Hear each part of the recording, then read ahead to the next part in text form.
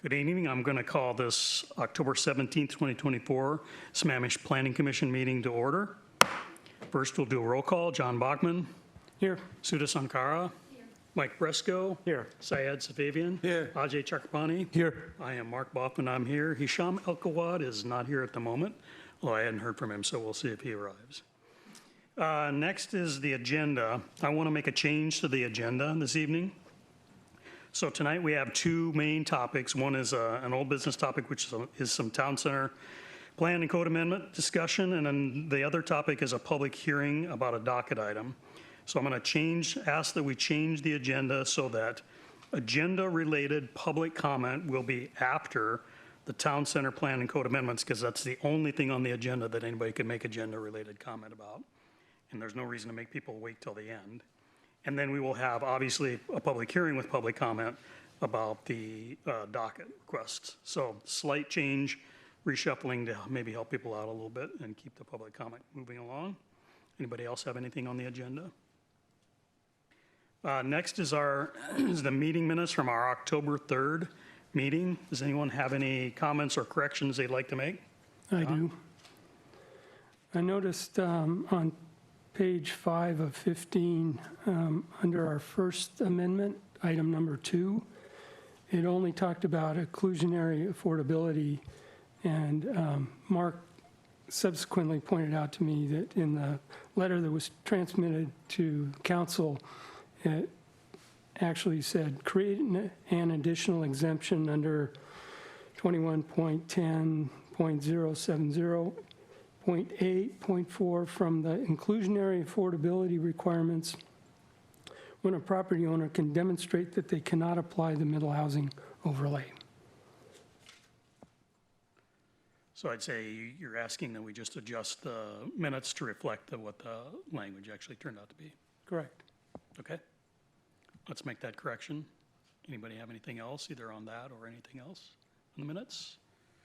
All right, we'll call the minutes approved. Next, we'll move on to non-agenda public comments. So as a reminder, once again, 2 items on this evening, a public hearing on a docket item and the town center code amendment project. If anyone would like to make comments on anything else, now's the time. Paul? I was going to let Mary or James first. Not here tonight. Still something. A couple of them.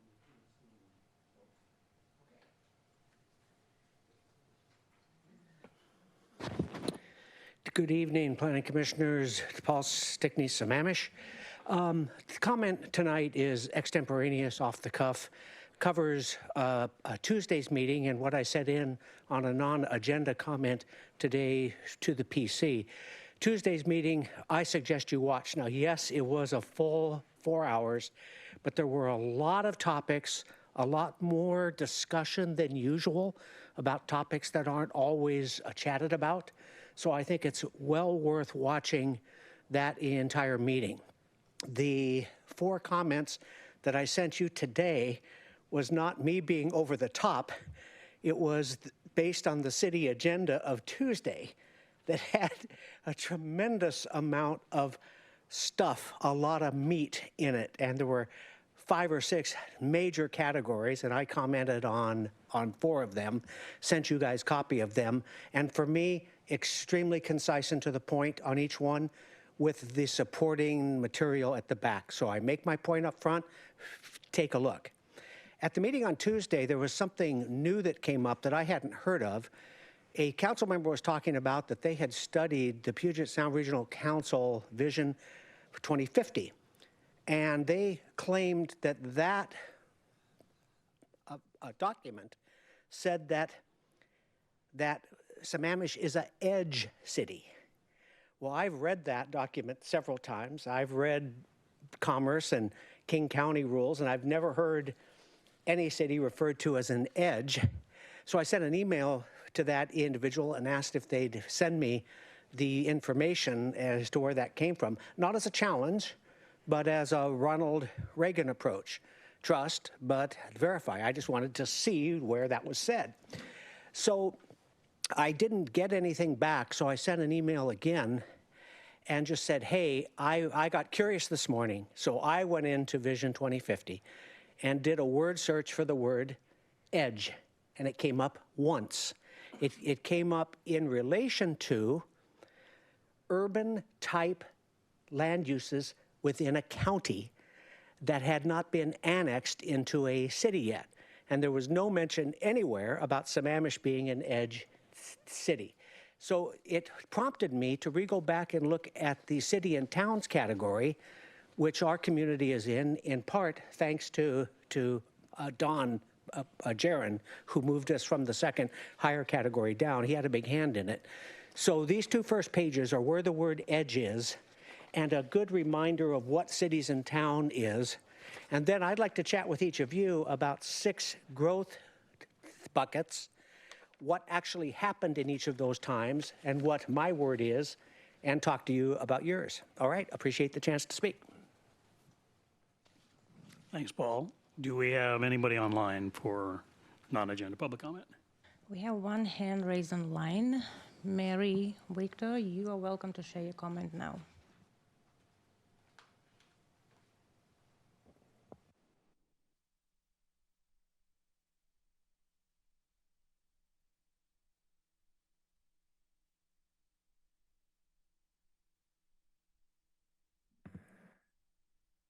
Hi, good evening. This is Mary Victor. I've been in Sammamish since 2000. Also, just when the meeting started, there was no audio on Zoom until Mr. Paul Stickney stood up. So I did turn on the TV in the background, but I just wanted to make sure that you knew that. For tonight, I don't know if I have topic or non-agenda comments, but I will say that there have been prior things in the past that were part of development regulations phase 3. There's even some that have had dockets submitted that weren't done, and I'll just list them here, and then I'll probably put them as part of the public hearing because I think they're related to that. The first one is septic to sewer conversions. We have a lot of septics in the city, a lot way more than our neighboring cities do. And then also the transfer of development rights was submitted as a joint docket by Mary Johnson and myself that had been accepted before. So I won't talk to those now, but thank you for turning on the volume, and I will speak more at the public hearing because I think that's what it's part of. Thanks, Mary. Anybody else? No more hands raised. Okay. Let's move on to our main topics for this evening. Starting out with our first topic, which is a town center plan and code amendments project update. And who's doing the presentation? Jeff? Okay. Great. Good evening, Planning Commissioners. Jeff Arango with Framework, and we are here to give you a progress briefing on the Town Center Plan and Code Amendment Project. This is very similar to the presentation we gave to the City Council on October 1st. And we do have a summary of some of the feedback we got from the Council to share with you as well. So our agenda tonight, we'll go through quickly the feedback, understanding that, of course, no final decisions have been made. We'll go through development feasibility and affordable housing analysis that was done by Kidder Matthews to look at a very specific set of typologies for housing within Town Center and looking at the ability of the city to leverage that for affordable housing through the inclusionary program. If you remember back to the code audit, we identified some significant issues within the code that are sort of holding back Town Center from achieving its vision.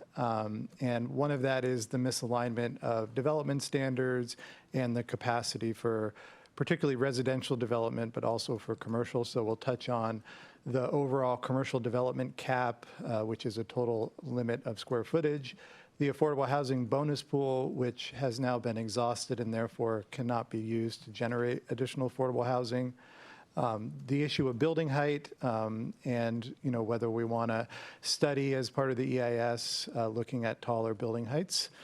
The transfer of development rights program, which right now is embedded within the Town Center Code and part of the list of incentives that folks need to use to be able to do development in the Town Center. And so those that have been able to purchase them have been able to put them into their development programs. Because of the challenges with financing, even just market rate mid-rise housing right now, those projects have not moved forward. So it's one of host of topics that we want to touch on tonight. And then finally, we want to talk a little bit about our strategy for a form-based code, which is related to some of those issues up above. So we'll start with just some city council feedback. Again, this was not, formal voting or any decisions, so it was sort of more of a head nod and an agreement to continue with this approach as we move forward and come back and, of course, provide more information. So there was a general, I think, support to continue with our approach for a form-based code, which would be how we would address residential and commercial development capacity, which I want to be really clear, does not mean that it would be unlimited. It would just be governed by the development standards. Things that typically impact your capacity, of course, are your height and your parking requirements, and sort of whether you can put those underground or in the surface lot or above ground garage. So we're going to move forward, kind of further developing that strategy. Support to suspend the TDR program. Again, no final decisions have been made, but that program has been exhausted. And right now, that program is a limit on the ability to develop in the town center. And, not losing the goals for land preservation, but just looking to direct those resources to affordable housing. Support for studying increased building heights, which would include mass timber, and we have a slide on that later. This would be a potential strategy to support the city's goals for sustainability, potential to add additional open space by narrowing the building footprints potentially, and preserve trees, where feasible in town center, which is something we've heard from the community that is a priority, in addition to a number of strategies to plant trees and landscape and make that a really visible and prominent part of the town center as it develops out.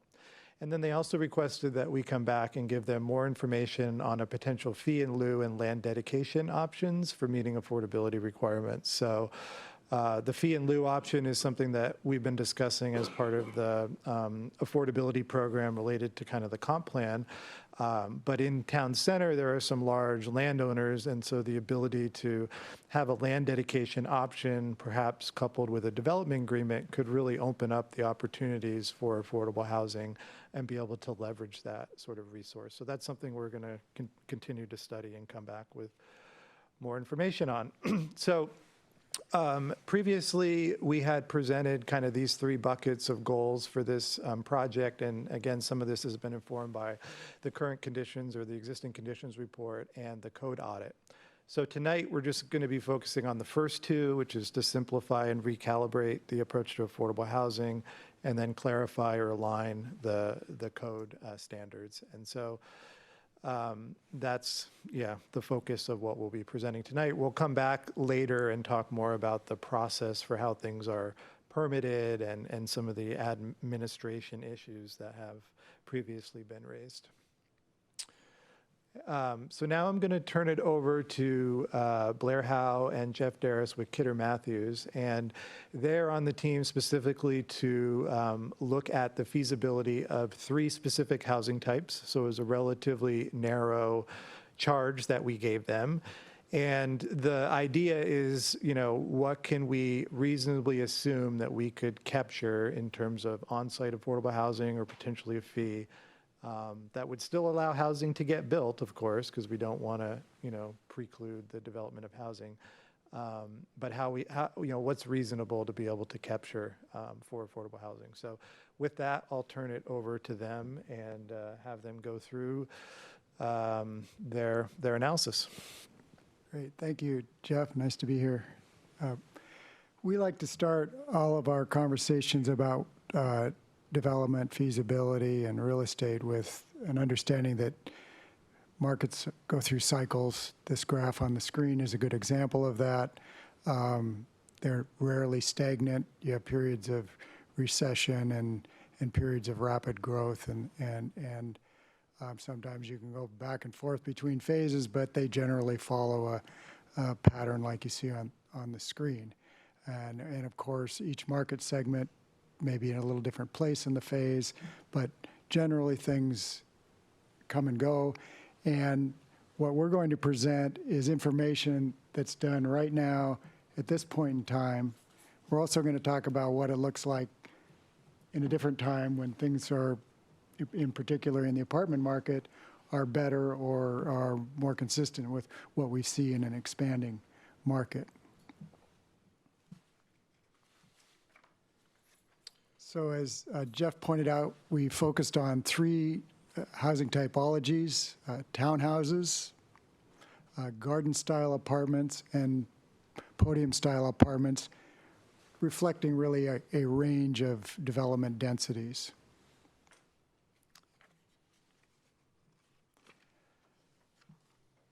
We also looked at three different conditions, or did our analysis based on three different market outlooks. So we looked at strictly market rate housing with no special features, as clean as we could make it, and as the market would like to deliver it with no restrictions. The second thing we did is we looked at affordable housing. We assumed that developer would employ a 12-year MFTE, and that 10% of the units would be at 80% AMI or under. And then we looked at a time when the future conditions represent lower overall project costs and a time when rents are much higher. Can you remind me what MFTE is? Multifamily tax exemption, property tax. So the first product type we studied was for sale townhome development. And this is a development scenario. And the development program you see there is the scenario we use to measure the profitability of a project. And so we have a 4-acre site, 73 units, average unit size of 1,800 square feet, 3-story building with 2 parking spaces per unit. When we run the current market conditions through our static pro forma, we see that the profit margins are substantial today. And this is not just in the city of Sammamish. We're seeing this across the region. And the next thing we did was then say, well, what if you were to dedicate 10% of those units at 80% AMI? What would it do to the profitability of the project? And it brings it down a little bit, but you still have pretty substantial profit. I will point something out now, and I hope that I'll remember to point it out again later. We all look at this and we go, oh, let's grab some of that profit and figure out what to do with it. But I'll point out that development's a lot riskier than most people understand. And so the developer that's building this project and maybe lucky enough to get that kind of profit, the next one he may be losing, and we'll see what losing looks like in the next example.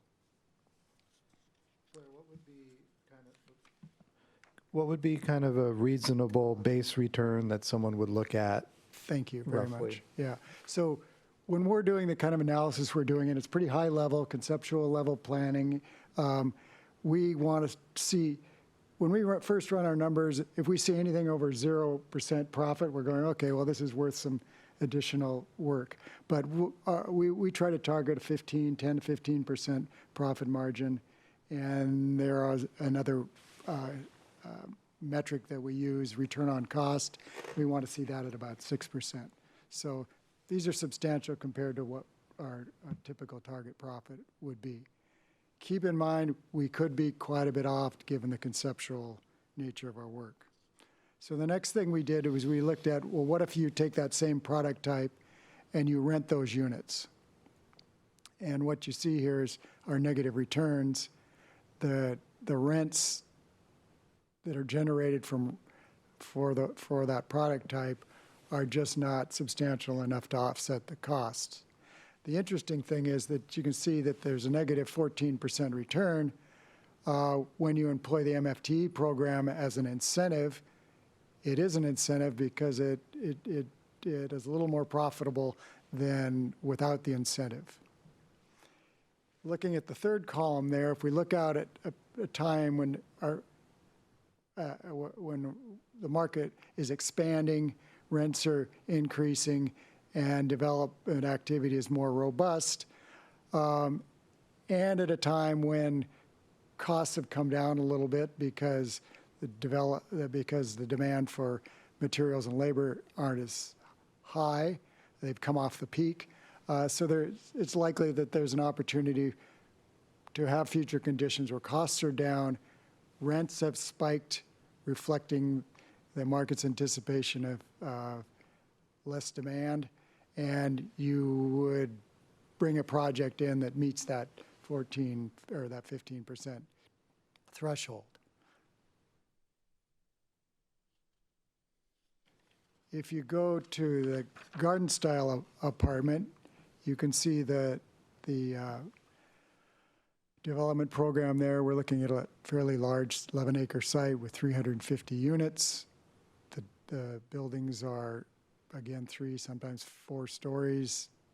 You have a parking ratio that's a little less than the townhomes, but still fairly substantial. If you look at the results of the analysis, the feasibility analysis, we're still at negative returns. The MFTE program, again, makes those returns better.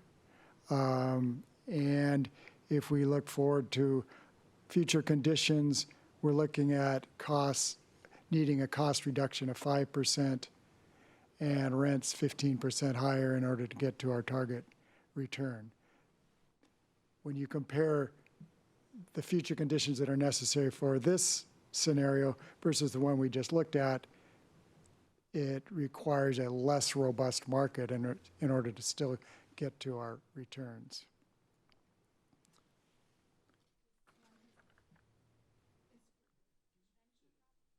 No, this is, yes, for rental. Thank you. Rentals, okay, Yeah. not for the ownership. Yes, thank you. We only have the ownership scenario for townhomes.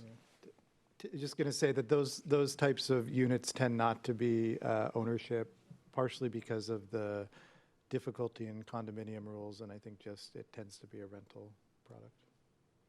Yeah, that's a whole wonderful subject, and if you could have more of those and get away from our construction defect litigation issues, it would make a very different city.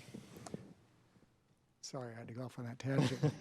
Can you define more, what is that, the podium-style apartment? What's Sure. the difference between regular and podium? So if you look at the picture there, you see ground floor retail in this case.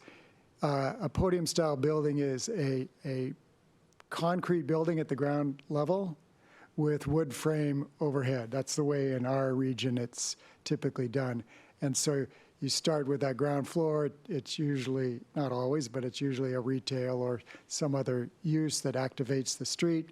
And then you have a number of floors above that concrete podium that are wood frame apartments or housing. Does that make sense? Thank you. So, of course, this type of development's much more dense. In our scenario here, we're on a 3-acre site, 350 units. And if my memory serves me correct, this development program is taken from one of the buildings that's proposed for town center. So it's, Correct. we're roughly modeling that product. So in that town center project, you have a 6-story building, and they call it a 5/1, so 5 floors of wood over 1 of concrete, or that refers to construction types as well. You have a 6-story building. The project that is up for review for the town center is 1.2 parking spaces per unit. And what we did not do is, and for simplification, is we left the revenue and the cost associated with the ground floor retail out of our analysis. We can talk about that, what that means, if you'd like to, in more detail. But we felt that it really simplified things. So the results here are, again, today, we have a tough market, interest rates, construction costs, really put the brakes on development. And so you are seeing some development going on out there. Sometimes it's either in a unique situation, it was built with financial assumptions that were pre-interest rate hikes, or sometimes you just have developers that have money that they just absolutely have to spend. But for the most part, things have slowed down to a creep. And the negative returns here reflect those extra costs that, say, we didn't have when the market was at its peak not long ago. So our market rate scenario brings us a negative 14% return. Here you can see the incentive for the 12-year MFTE makes that look a little bit better. And when we get to our future conditions, we've adjusted costs down by 10% and rents up by 20%, and that brings us to our roughly 15% return. So I hope we're communicating that times are a little bit tough for most of these product types, and that the market makes a big difference, and these swings are hard to get your zoning calibrated with those swings, but something that's an important endeavor. So, question? Yeah, so should we wait for the question? Okay, so the question I had is, if you go back to the previous one, the garden style apartment, or even the one before this, of a rent home, if I'm reading this right, you're saying that we are 14, if I was buying and I was renting a townhome, I'm going to see a deficit of 14% on my investment. Is that right? That's how I should read it, or am I oversimplifying it? If you're constructing it new. If you're constructing it new. If I'm constructing it new. So the developer building these units, if he's contemplating building a project like this on 4 acres with 70 units, he's going to say, right now, I'm going to lose a lot of money. Yeah. Does that answer the question? Yes. So if I'm a builder, I'm going to say that I'm going to lose a lot of money for the investment that I'm going to make at this point. If I was to also do affordable housing, that kind of takes a little bit of the bite out of it, but it still is going to be something that goes beyond. How future is future conditions? How much future is future conditions? Very good question. And, and we're not speculating about that. What we do know is that markets fluctuate. Okay. And we know that we can look at history, and used to be almost set your watch by it. Every 10 years, we'd have a cycle. The last upswing from 2008 to 2020, 2021, that was a long upswing in market expansion. And so we saw incredible amounts of development. And how long it'll take to get back to that, I don't know, but some number of years. The interesting thing is that if you were to contemplate building that building like you were talking about, you might go, I'm going to do it now, even though the numbers look like this today, because I think I'm going to get to 15 3 or 4 years from now. But it's a huge risk you're taking. Right. You brought up 2008. That's fantastic, because that was preceded by the Great Recession, where everything was gone. Everything was like out of the window, right? And then came the rise when it came up. I don't know if we'll have that kind of conditions. Will it be that biting? So will we have that same kind of upswing? There is no control on that. Now, my overall question that I'm coming to is that looking at this and looking at the city and looking how it has been in the past, what makes a builder say, okay, I got all this data. I've been hearing this in YouTube or wherever it is. I know the number. There is no upside for me. Isn't that a fair conclusion that people would get to when they see this thing? And what should we do in that case, is what I'm saying. Okay. May I work through these and then come back, make sure I come back to that? Yes. And not let Sorry, that go? Rob. Because Yeah. I might answer it here. Yes, Maybe yes. not. Sorry. We'll try. Can I ask one question related to this? So, yeah, things have slowed down, but in a place like Redmond, they're still going. And I mean, some of those are condos, I think. Some of them are legacy that were already encumbered and, but it doesn't seem like it's slowing down in Redmond. Is there something that Redmond's set up differently other than the fact that it's a transit-oriented kind of a situation? Or I guess what my question is can we learn from that if we want to encourage better conditions in Sammamish? Or what can we learn from someplace like Redmond? I could offer a couple of things while you think about it. Because I've done some work in Redmond. Redmond actually has a pretty similar affordable housing program than what we're describing, which is also very different than the city currently has. So I think that's a distinction in terms of their town center and our town center.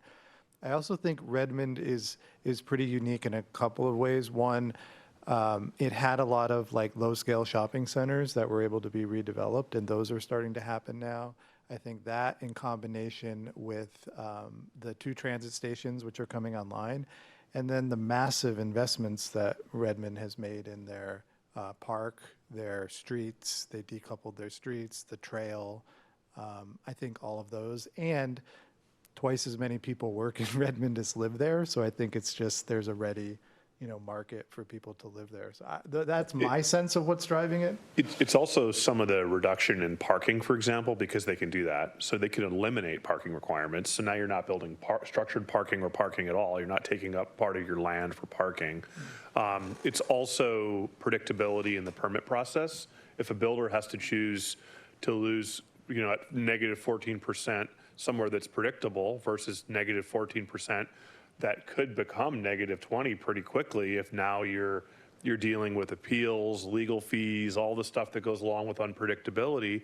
They're going to choose to build it where it's predictable, where they could at least know for certain that this is what they're going to get to build. This is the time frame. This is the process. So there are other areas in the region that are not as predictable, whereas Redmond has a pretty well-oiled machine in its downtown right now. And builders know that, and they know that generally speaking, they apply for a permit, they read the code, they know how the code's been applied, it's been tested. So there's a lot to be said for that. And we've heard from master builders in different forums on that predictability is also very important because it gives them confidence to build in that environment. Yeah, I think that I'd agree with everything that was just said. And I would also suggest that the influence that Microsoft and the tech companies have is so big that it's helping to push that market through a tough time. I would suggest, and I haven't studied it, but I would suggest that even though you're seeing projects there, some of them were left over from some time ago. Others, people just think it's a good place to, they know it's bad now, they're a good place to make a bet.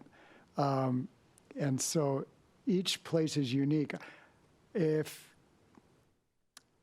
it's not, I'm trying to think of the other example of where you have an economic generator like Microsoft. The only one I can think about is Intel down in Hillsboro, Oregon, where Intel being there basically created the city and supports it economically. So there are market characteristics of each location that influence what happens. And Intel is based in Hillsboro. Right. It is there in Hillsboro. The city formed around that, and so it came with the natural demand that was there.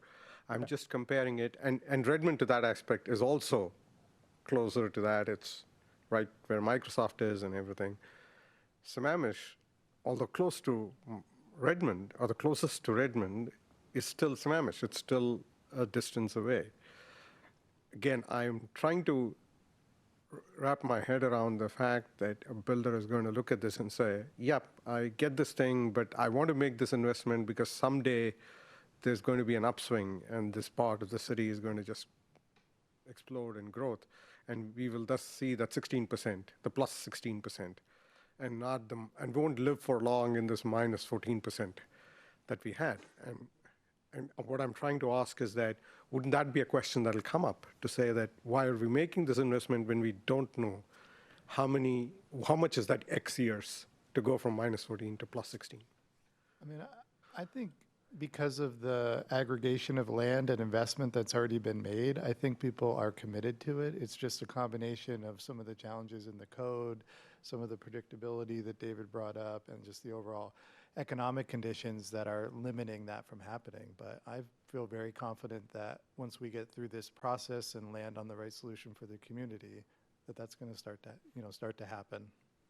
This is too great a place to live. Okay. People, yeah.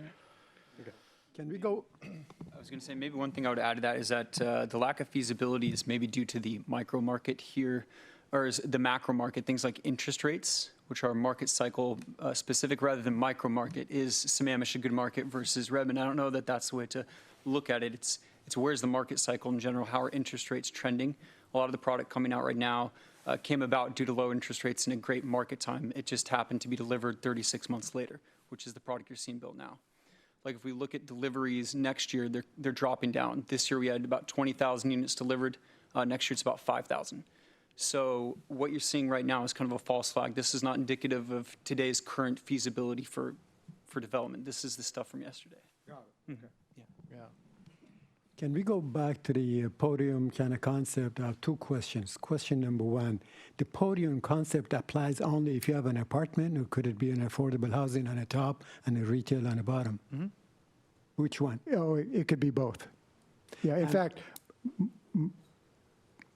I'm going to generalize here, and I'm wrong too, but most often you see an affordable housing project of this density in that format. So it could be now there's a catch in the funding of affordable housing.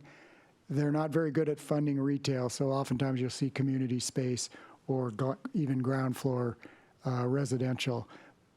But for the most part, you might see a project that looks like this, configured like you see it there, and with affordable apartment units above. So if you have that kind of concept, retail on the first floor and residential on the top, would these negative numbers be a little bit closer to positive? You're asking, I think maybe you're asking whether the retail will make the project work better. Exactly. In most cases, the developers look at the value associated with building retail, and it's not feasible if you just look at it independently in most places. There are exceptions, and our retail market is getting much stronger around the region. But you have to be very careful to understand whether the retail is really contributing positively or if it's being subsidized by the apartments overhead. And in many cases, it's being subsidized. And the developers will say, oh, yeah, that's bringing activity to our ground floor. It's creating a vibrant environment. It's important to us. So we were willing to subsidize it with the... So the answer to my question, is that possibly yes or no? If you have a podium concept that you have retail on the first floor, would the negative number go basically down and give a little bit more? It would get, it would get bigger. It would get more negative. And that would work actually better in here, because one of the things that we're missing in here is that we don't have enough retail spaces that could generate and bring tax revenue to the city. Yeah, I think maybe just the opposite of that. If you, let's say for a minute you're talking about, and Jeff will correct me if I get too far off here, but let's say you're talking about putting zoning in place for a new building that looks kind of like that. And if you require zoning or retail that goes all the way around the building, and so it represents a large amount of retail space, that could be a good thing from an urban design and activity standpoint. But from an economic standpoint, it's going to make the project less profitable. Oh, wow. Yeah. There are exceptions, and as soon as tomorrow you'll find one and you'll point it out to me. But generally, it's a tough nut to crack. Well, I was going to say that if you go to the downtown Redmond that David was talking about, the majority of those housing as residential complex, high-rises on the first floor is retail, and they're very active. My computer Are those a good example of podium concept? It depends which one you're looking. On the Redmond Way. Yeah, it depends what you're looking at, and it's project specific, it's location specific. I know we worked on one years ago that's right across from the, it's next to the bus transit center. their retail sat vacant for about 15 years there. So that's not indicative of all of downtown Redmond, because there's some, very productive places, but you have to be really careful about where you do that, because retail's sensitive to exposure, to visibility and exposure, a proximity to other retailers, things like that. So you're not recommending to the staff that this would be something that the city should be looking at? I'm only suggesting that it be done with caution and site and think about it as site and building specific. Yeah, and, oh, you go ahead. I was going to say, one of the things we've learned is that requiring retail can actually be a negative if it's vacant. What we don't want is a bunch of vacant retail space. It's a bad look. It actually can really negatively detract from a space in an area that you're trying to fill. We also don't want builders or developers or people trying to, it's kind of unpredictable. We want them to want to build the retail. If they want to build the retail as part of their project because it pencils out and it makes sense, then they'll build their project. But if we require them to build the retail and it doesn't pencil out, then they're not going to build anything in the city. Yeah. So it's a handoff of if you want to require retail, well, why? Do we actually have enough of a demand for retail in the city? But if you're requiring it and it's not something that's viable, especially at the size or configuration or location, then you end up not having projects move forward because they simply can't make economic sense. So in the case of Zephyron, that is the concept that they use there. On the top residential, on the bottom is a retail. Is that a podium concept that's city approved? County. County, yeah. I'm still struggling to get scope of this thing, because one of the problems, and we talk of other things like the greenhouse gas emissions or the vehicle miles traveled and all of those things. In this city, we travel a lot outside the city to get supplies back to the city. We are a bedroom community. We're bringing it back. Wouldn't what Commissioner Safavian said as the podium style solve all those problems? Right. And isn't that motivation enough for them to get it? And by your numbers, actually, to be honest with you, I think I was reacting to the sticker shock, looking at the numbers, and maybe he was reacting to the sticker shock of that numbers too. Wouldn't that be wouldn't that be solved by having podium-style apartments? Yeah, I mean, I think clearly retail is an important element of town center. I don't think anyone's denying that. And there may be certain locations where we do want to require some retail. I think what Blair and David are saying is you got to be cautious about it. There was a time number of years ago where cities started requiring retail everywhere. And if you go into Seattle or some of those areas, it was Bellevue, it was required in areas where it wasn't viable. And so, those projects in many cases still got built, but those spaces were either vacant or not contributing. So I think what we're saying is just be mindful of the impact on feasibility. Think about all the other things that impact feasibility, because you might be able to then have more emphasis on retail if, the other things are sort of streamlined. But don't require it everywhere, and don't do it in a way that's either going to produce vacant spaces or result in projects not moving forward. I also want to highlight that my understanding, and I'm not an economist and I'm not a economic development professional, but it's a long road to us relying on or actually seeing the benefit of retail tax. Building a few buildings in town center and adding some in the next 10 years, it's not going to get us. It's not a drop in the bucket.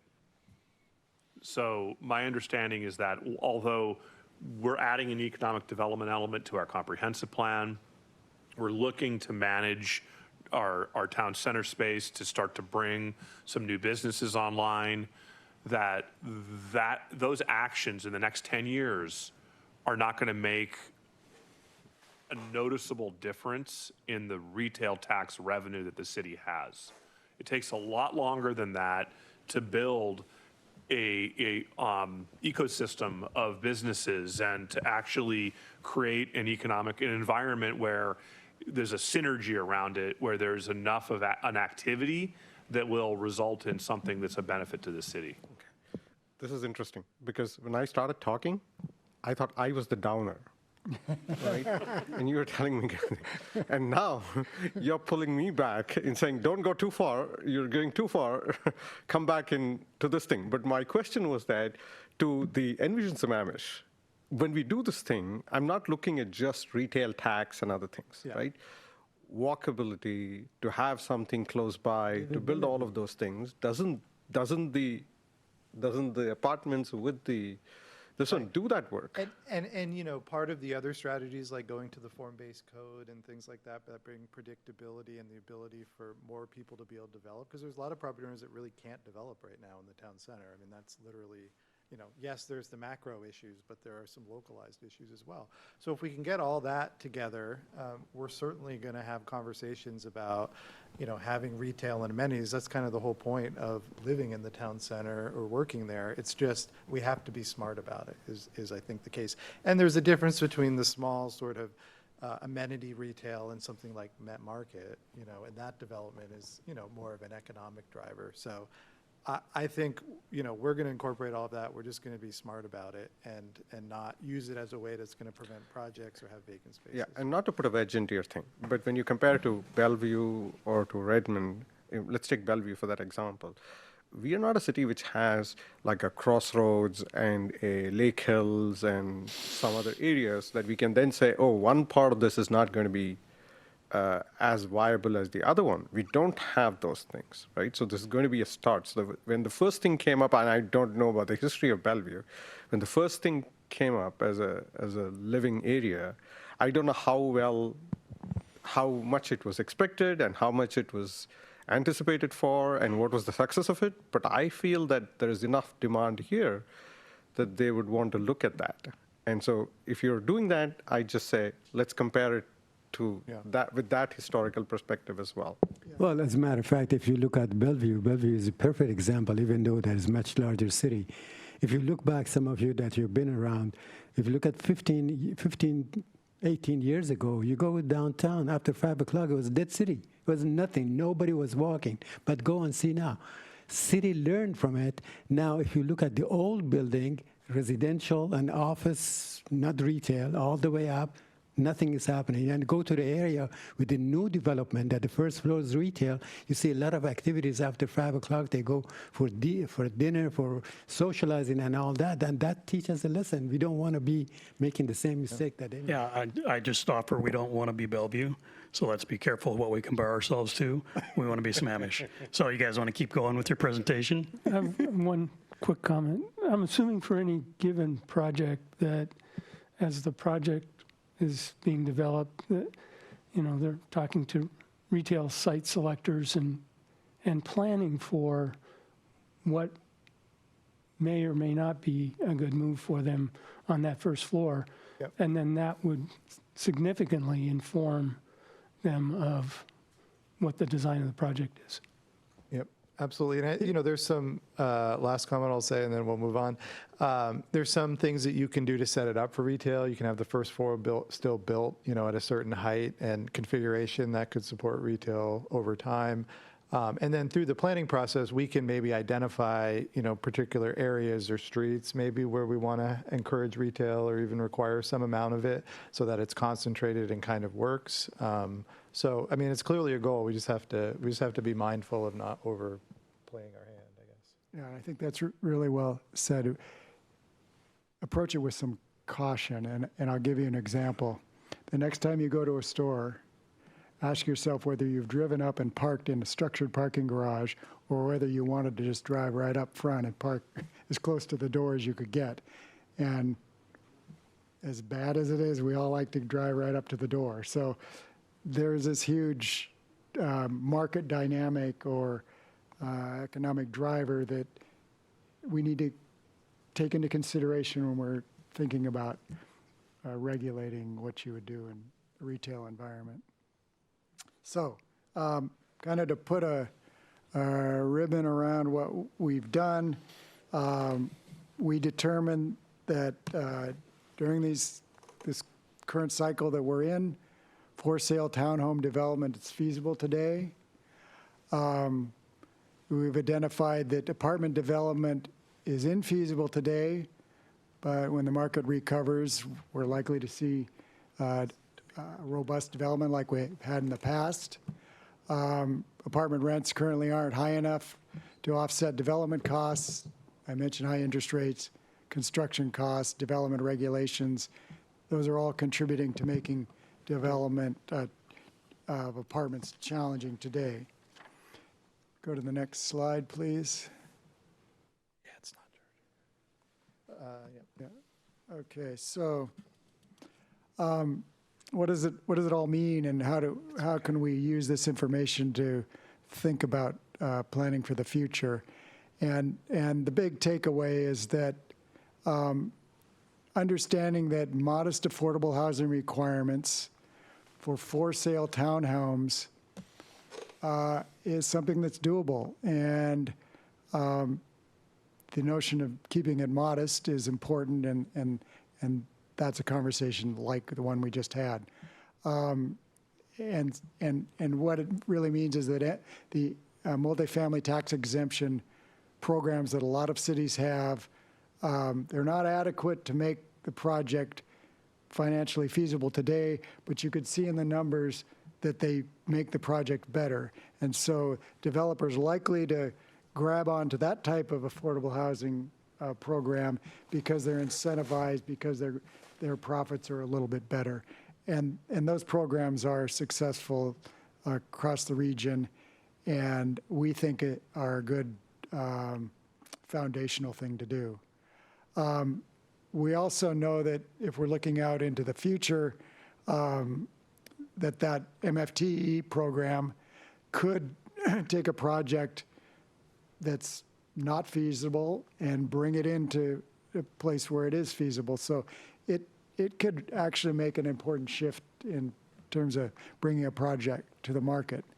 And again, affordable housing requirements that are considered modest tend to counteract market volatility. And when we say market volatility, we're suggesting that instead of building your project pro forma and all of your economic assumptions about your project on conditions that only exist at the very peak of the market, when the market's the very best, forces everyone to target that peak, and that's a lot riskier, and it creates bigger swings in the market up and down. And if you can spread that out by having more modest impositions on a project, it will help reduce that volatility. So again, So I was trying to make sense of all of this, because it's like, well, when the market's good, yeah, everything can get built. And so what we're not trying to say is we should focus all of our programs on the for sale townhomes, because things will change. Right. And I think what you just said, which was that we shouldn't target the affordable housing towards a particular type, is the key lesson, right? Yep. Or you stated it better. yeah, no, I'm not even sure I did state it better. In fact, you're making me think that I could be more clear about it. That I really stated it wrong, so please clarify. No. So what we see in the numbers is that you could go out and require a for-sale townhome developer to provide a modest amount of affordable units, and you keep it modest so that when his market gets bad, he can still afford to build. Then when you get to the apartment side of things, that's where I'm not sure I was clear enough. The MFT program is a good, solid one. Mm-hmm. There are a whole range of programs and different ways to deliver affordable housing, all sorts of different types of affordable housing. And I would say that an important distinction to have when you're thinking about them is that there are programs that incentivize, like the MFT program. So you as a developer saying, yeah, I'll do that because I can make a little more money. And then there are programs that just add to the cost. So inclusionary affordable housing with no exchange or benefit to a developer adds to the cost, and that's going to have a dampening effect on the amount of housing you're delivering. It'll still happen when you get to the peak of the market, but it'll overall have a dampening effect. That's helpful, yeah. And then I guess the other piece of this that I'm just curious about, the analysis that you did, the cost and the rents or the sale prices, that would have been the same here versus Redmond. You didn't try to account for codes or, you know, the ease of getting permitting. It was just the basics on the cost, right? Frankly, I can't remember, and maybe Jeff does, but Yeah. what we try to do is localize our analysis. Now, if the costs happen to be the same in Redmond as here, Okay, we yeah. use the same one. But if there was I think we assumed something about impact fees, and they're localized. The big difference in the region is that certain markets have higher rents, right? So like, some of this would look different in Kirkland and Bellevue, right? Yeah. But the costs, I think, are relatively the same, other than land, you know, Okay, more or less. and then in no way, like, some of the, I'll call it the friction of doing a development here versus someplace else, that's too complicated to try to figure out and put it together. Yeah, it's too complicated to figure out, but it's a factor. That's what I was gonna, and that's something that we can help to control. Yeah. So, okay, Yeah. that's Yeah, helpful. and I think, I also want to make it clear, without sacrificing your standards and what you want to get out of it. That's the key. Yeah, we are We're not Sammamish. sacrificing anything. Okay, that was great. We can come back and ask, more questions about that as well, too. Yeah, did we come back and get to the answer to your question? Yes, almost. We get there. If we need to do it offline, we can Yeah, talk more. sure, Okay. sure.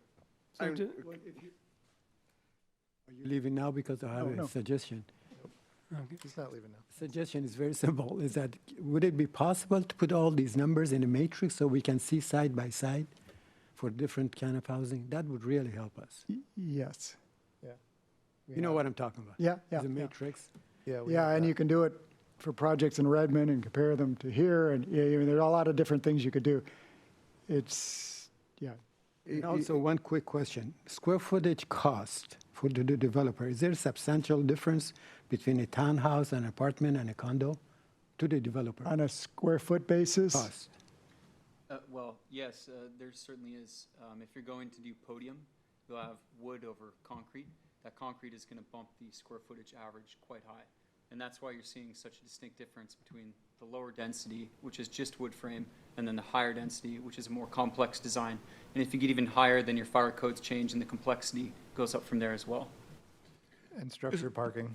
Isn't there also a mild change in building code between condo form of ownership versus an apartment rental ownership? In that there's a difference in the construction type for that, if I recall correctly, in the building code, which could drive up costs. My understanding is that for ownership type, that it's more costly than for apartment type. So for condos, which are ownership versus, because remember that a condo is not a form of construction, a condo is a form of ownership. Right. Yeah, so that, if I recall right, talking to our building staff, there was some additional things you had to do for condos because it was of that ownership, and it's. Yeah, I think you typically see higher level of finishes, and I think that probably is the big. So which one is high? Which one is higher? The townhouse is higher or the condo is higher? Cost per square foot? Townhouse. Substantially?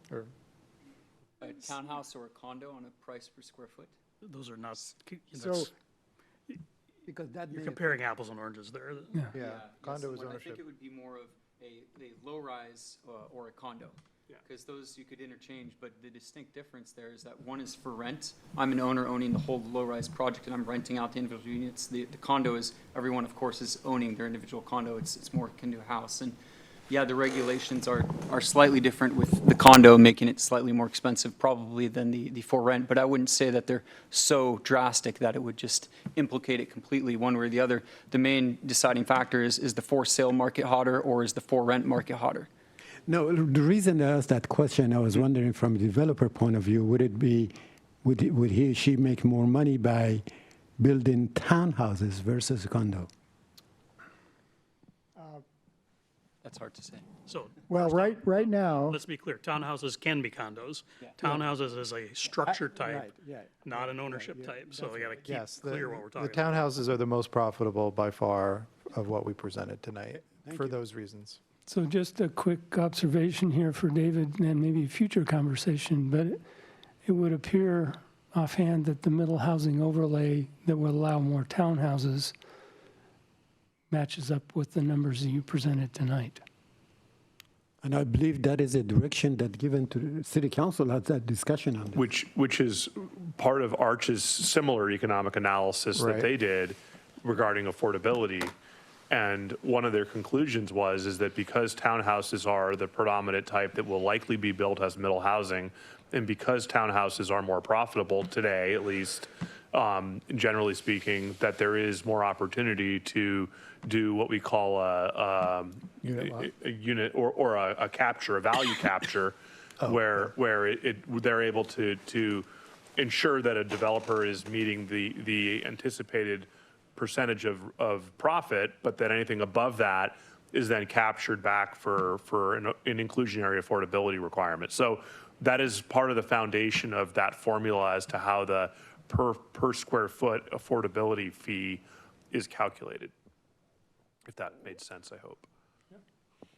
I just have two last questions. The first of the last questions is the city, as the city plans for this thing and gets ready for the cost that you're talking about, there is a cost that the city incurs in preparing for this, right? You're going to have permits, you're going to have work, you're going to have cost that comes up.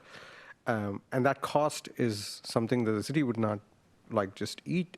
It would have to work with the builders as they're trying to get this thing. Has that been accounted for in those numbers that you've shown? Or is that done on a vacuum? I'm assuming that they would assume a general cost for permitting. But, typically the costs that cities take on for planning or permitting, the planning certainly is locally funded unless there's a partnership, but that would be in the fees. The development fees cover that, the city's costs of permitting development. Got it. So Because they're built in. they're built in. Then, Okay. And now you get to your master planning, and they're technically still built in, but different dynamic. Got it. Yeah. Got it. So, my last question. As we both went into it and went far to talk about the housing, the apartments and all of those things that we wanted, is your suggestion to say that we both are on the same path, but you guys are running fast while we are walking, so don't run so fast. Don't go so fast forward.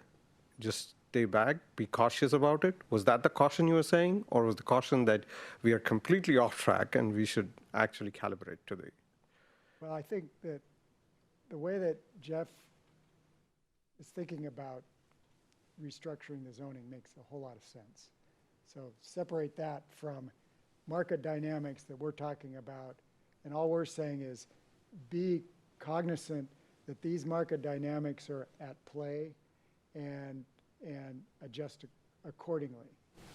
But that again is walking slowly instead of running. But then going But the same path.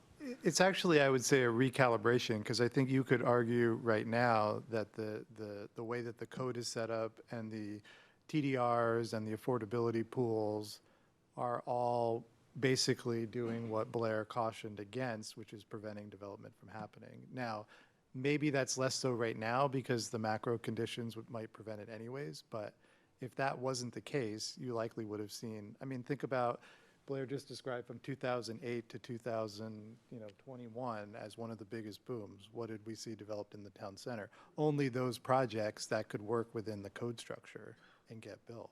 Otherwise, other projects could not move forward. So I think what he's saying is, and what is the purpose of this project, is to recalibrate that, to get the vision and goals that the community wants, to actually see them realized, and incorporate some of the new things like addressing the severe housing needs that maybe weren't as much in play, back in 2008 and 2009 when the plan was being developed.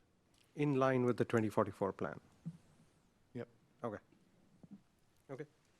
So can I just say something? Of course. To maybe put a perspective on this conversation. It's all valuable conversation, interesting and good, but keep in mind as a commission that a developer's time frame is 4 to 8 years, maybe. I would hope it's a little less than that, right?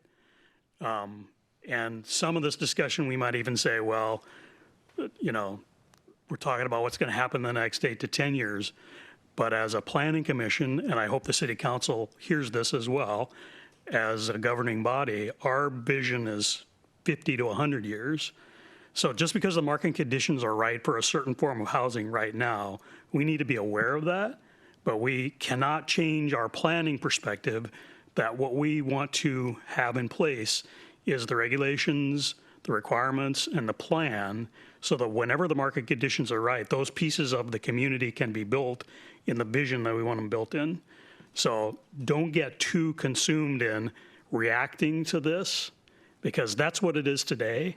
And what it was 6 years ago was different, and what it will be 6 years from now is different.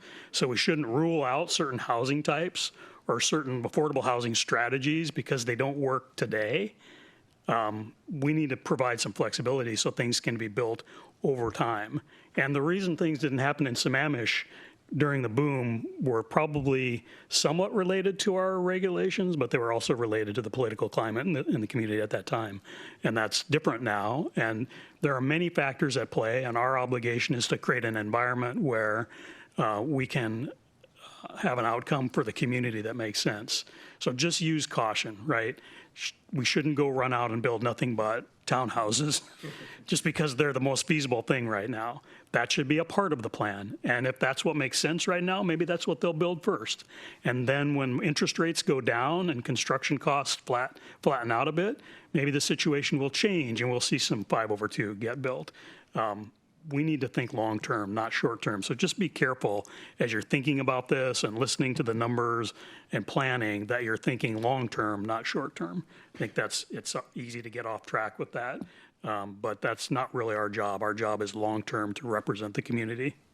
So I jump in on that and say staff completely agree with that. And then actually one of the reasons why we're wanting to take on this work is a concern that if we don't do something, that we actually would see in large areas of the town center built out in just townhomes. So we're really trying to study, but at the same time, we also, because if you're going to build mixed use, you have to build the retail. So what is the alternative? Well, you build the townhomes. So trying to look at the balance of how do you get something other than just townhomes to be built. And I agreed, looking out long term, there's also a whole lot that has to do with infrastructure, right? That those projects that actually went forward in the town center went forward because they really could be developed as islands. They weren't required to deploy large scale infrastructure. But with the balance of the town center that's left, we have road networks, we've got water and sewer systems, we've got stormwater systems. The Met Market property, the TRF project, didn't have to build any of that. It just was right there on the corner, and it was built as an island. The Plateau 120 project, the Ichijo townhomes, all those were built. They did not require deployment of large-scale infrastructure. So that's one of the other complexities to keep in mind. That's a bit of a barrier to some of these projects going forward. Is how does that infrastructure get built that is necessary to support the development? I think one thing that I take away from this conversation is that we look out and see where cities have put code in place that's reactionary, if you will. In other words, it's responding to the demand of today, whatever the most important issue is at this moment, and then they overdo it. And an example would be the city of Kenmore requiring that 25% of its units in all apartment buildings have to be at 50% AMI. That's really extreme. It's quite reactionary. It's a great idea, but it's going to stymie development. So being circumspect and being prudent about and giving enough energy to each of these issues is really an important thing in my mind. Great discussion. This is great. Let's move on to the next slide, please. Thanks. So transfer of development rights program has been in place in Town Center, I believe, since the inception of the Town Center Code. It's a cooperative program with King County, so the area in green are the sending sites. Those are areas outside of the city, but along the edge, where developers in the receiving area in the Town Center can purchase those credits. Those credits have all been exhausted. And we've spoken with some developers that, have said that they feel like they couldn't move forward with their project because the TDRs are not available to them. However, even the projects with the TDRs, while gone through the permitting process, have not been developed for some of the reasons that Blair went through. There is sort of a shell of an in-city program, but, in-city TDR programs, I think, are less common, and there are no sending sites that have been identified within the city limits. So, in terms of land preservation goals, I mean, certainly that is a great goal to have, but it really puts the onus just on a very small group of folks in the town center to be able to pay that as part of their development. So what we have said is, the city could consider sort of suspending the program. Again, it's sort of not operating right now because it's been exhausted, and instead put those resources that folks would spend to buy TDRs, into the affordable housing program, which is a high priority for the community right now. Next slide, please. So the inclusionary affordable housing concept, and this is pretty similar to what we presented for the program that we're talking about for the comp plan. But to Blair's point, keeping a modest 10% requirement at 80% or below. And I think a big thing to point out is that without the somewhat arbitrary caps on bonus pools and density, that could be addressed through a form-based code, the scalability of that 10% could produce a lot more units than it can under the current program. And of course, it's not unlimited because there's a lot of factors that will still limit what can happen in terms of development. You'll have the building heights, you'll have all the development standards, you'll have parking standards, tree retention, traffic concurrency, and so on and so forth. The city would, if we do end up with a fee in lieu option, whether, an in-town center, the fractional units are a little bit less of an issue than they are for the smaller scale projects we've been talking about for the city program. But essentially, the city would need a way to manage those fees somewhat, whether that's through partnerships. I think there's been a lot of input and desire to see that money spent on affordable housing in Sammamish, right? Not to go build in another community. And in the town center, because there is large land ownership, we could potentially leverage that for a land dedication option, which would be, would allow the city to not only have the land resource, but pool any fees together along with a potential partnership like a nonprofit developer to get, really high quality, affordable or mixed income housing. So again, those are some options that we're weighing, and I don't think there's been any decisions on that. It's something we're going to come back and provide more information to the council on, and certainly to the commission as well. Jeff, can you? Elaborate a little bit on the land dedication? Yeah. I don't fully understand that. Yeah, so let's say there was a project of 300 units, like the mid-rise example, and let's say they were supposed to build 35 units as part of that. As opposed to building those on site, they would basically donate a piece of land to the city that could then be developed for affordable and or market rate, or affordable and potentially market rate housing as well through partnerships. So it would be a way to potentially get more units, because you wouldn't just get the 35, you could potentially get additional units that maybe a nonprofit developer or a for-profit developer would want to do as part of their project. So it gives you some economies of scale, I think.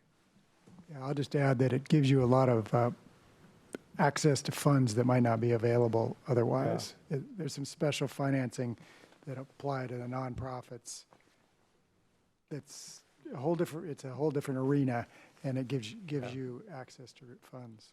Yeah, they can access, different funding buckets and there's just a different sort of value proposition. And we could share some examples at a future meeting, but I mean, some of the affordable housing projects that have been done by King County and others are fantastic.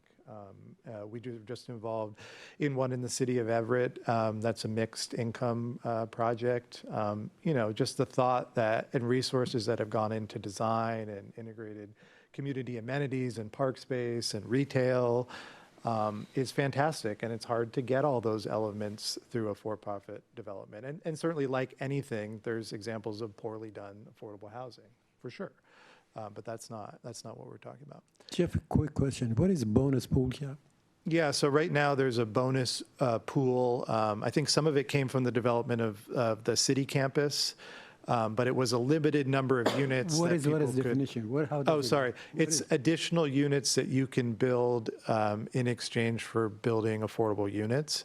But it was a fixed number, and those have been exhausted, whereas the 10% would just scale with however many units someone developed, if that makes sense. So it was an affordable housing incentive program, yeah. We're continuing to talk about exemptions. I think exemptions are less of an issue in town center than they are in the small scale projects. So we might not even have any exemptions in town center. But just putting it on there as something that we can talk about if there's certain things we might want to exempt. Because smaller units you tend to get anyways once you're developing in an urban town center type environment. And then the whole issue of fee and lieu, which I think we've already kind of gone over. So next slide, please.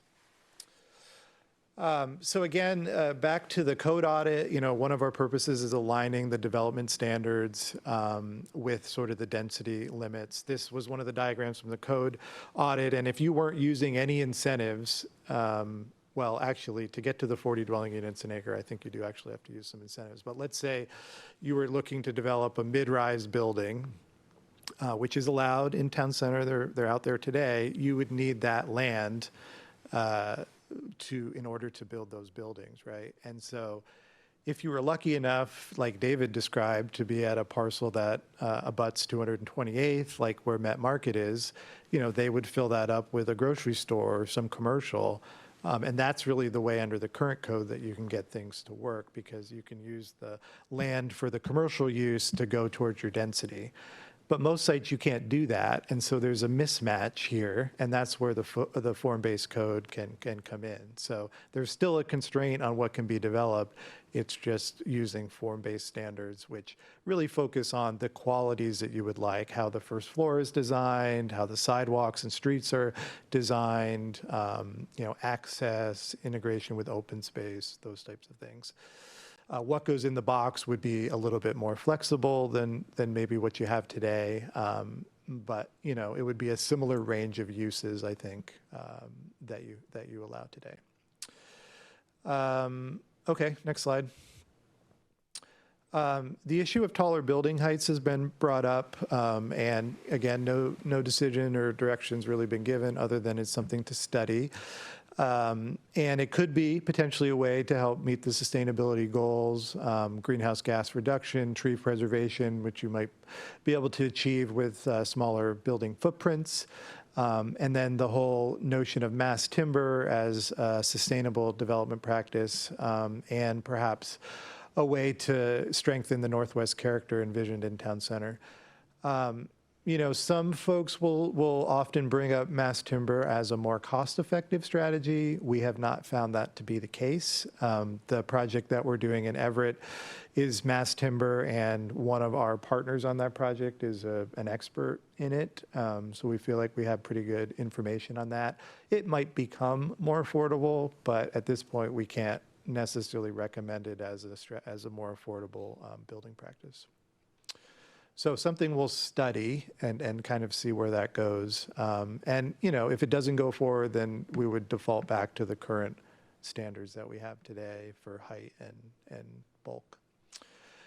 Next slide, please.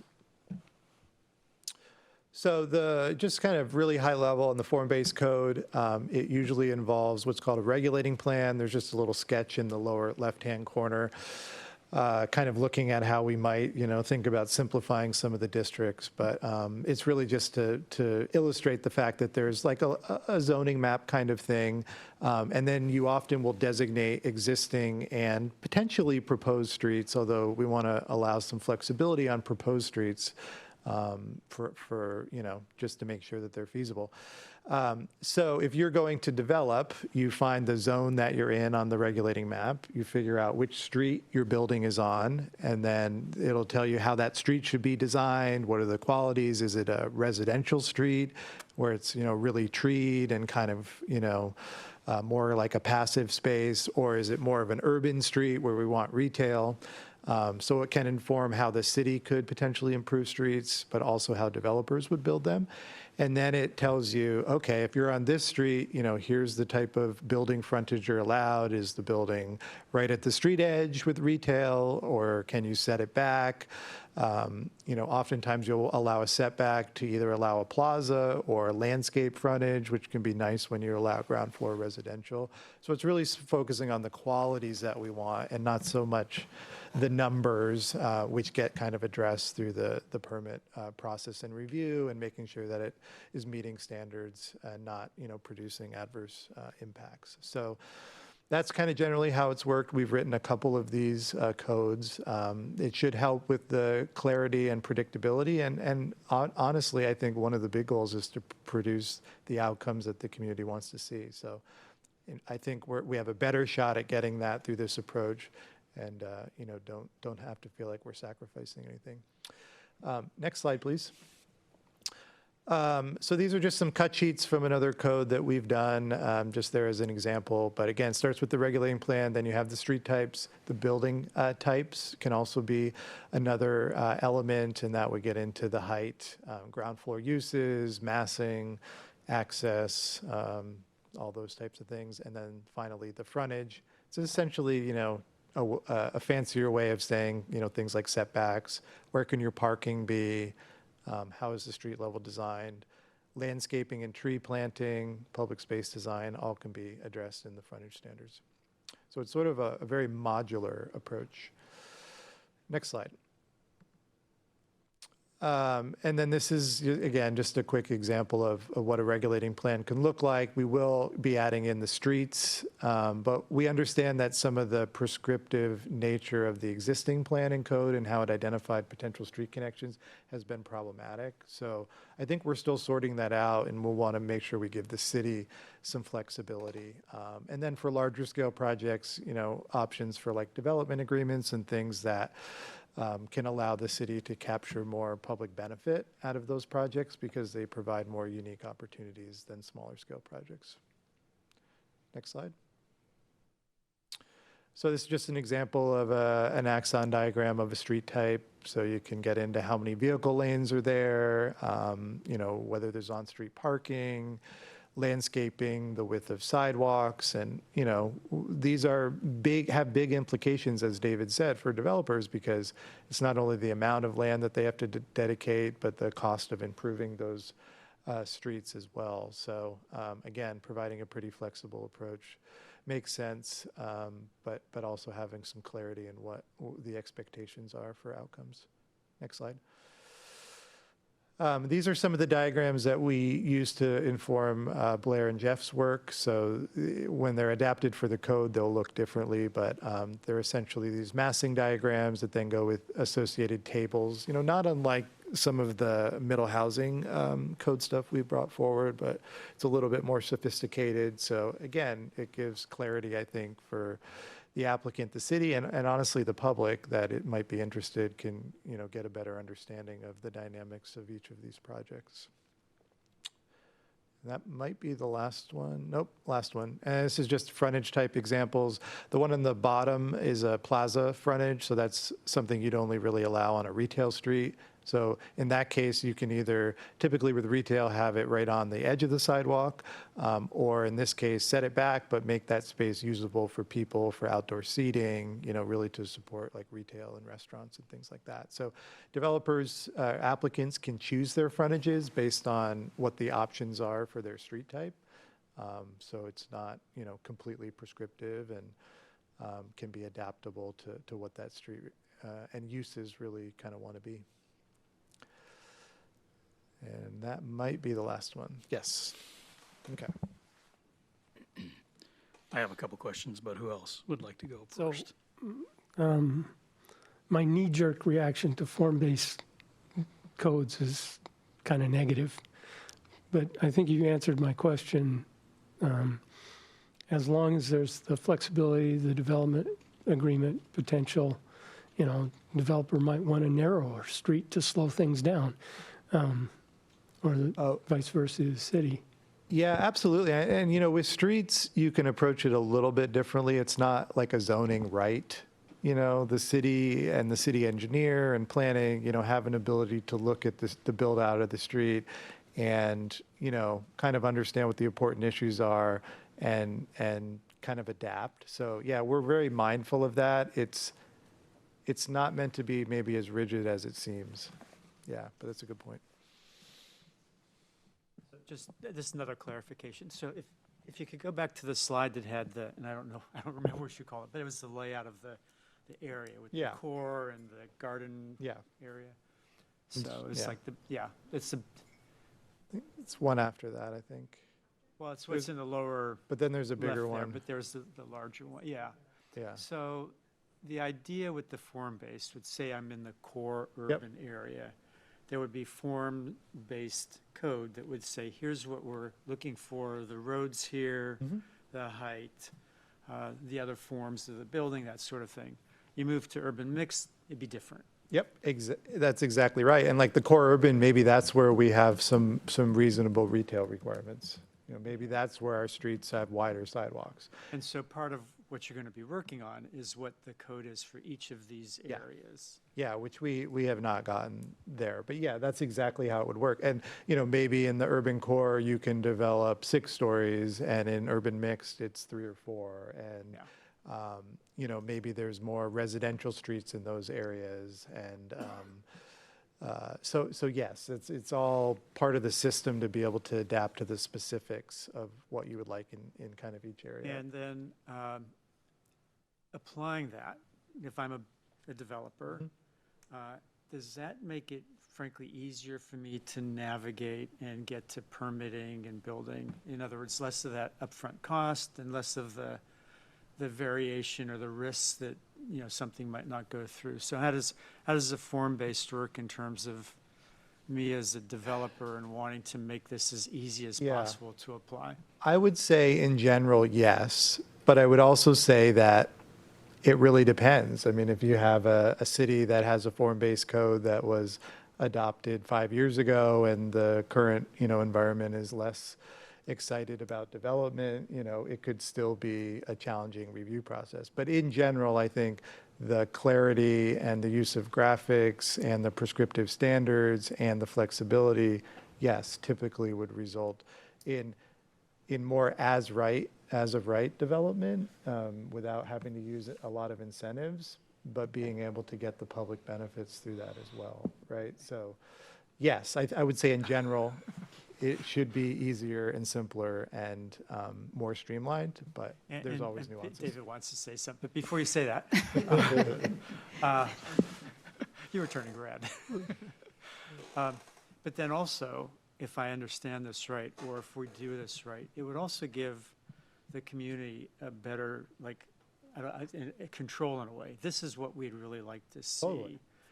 So it's not like it's a free-for-all and we've just made it a lot easier for developers. It's making it clear up front. Yeah.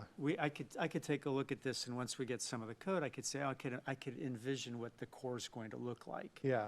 That's exactly right. I mean, I obviously, as a planner and an urban designer, the first thing I go to is like the outcome of the development. I mean, that's top of my mind in terms of why you would go with this approach. So the simplification and the streamlining are great, but I think the most important thing is I think it's going to produce better outcomes for what the community wants to see. Yeah, and I think that those actually go hand in hand. It actually works together, which is a good thing.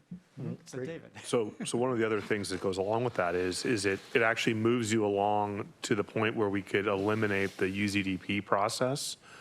So we have a 3-step entitlement process in the city, whereas most cities have generally a 2-step process. So we have what's called the Unified Zone Development Plan or permit. I can never remember what the P stands for.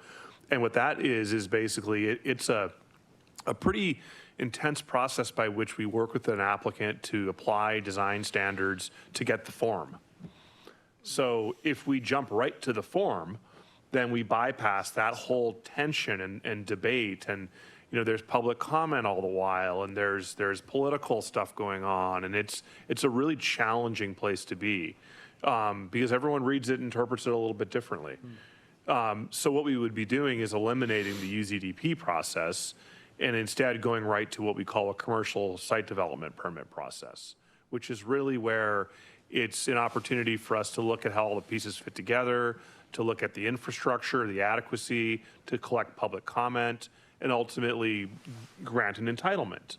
The next phase would be the building, or I call the construction permit process, which is the site work, and then it would be building permit process where you go vertical.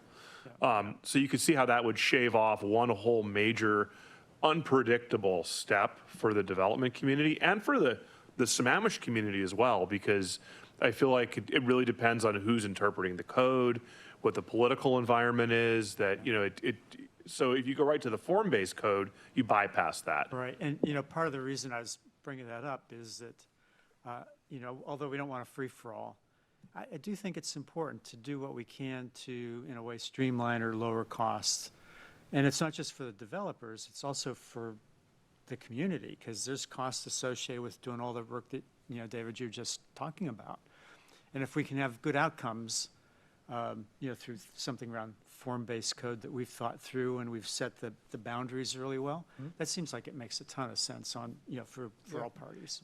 Exactly, and it fits in with, the wedding cake approach or whatever, you can keep all of those sort of concepts within this framework, so. Go ahead.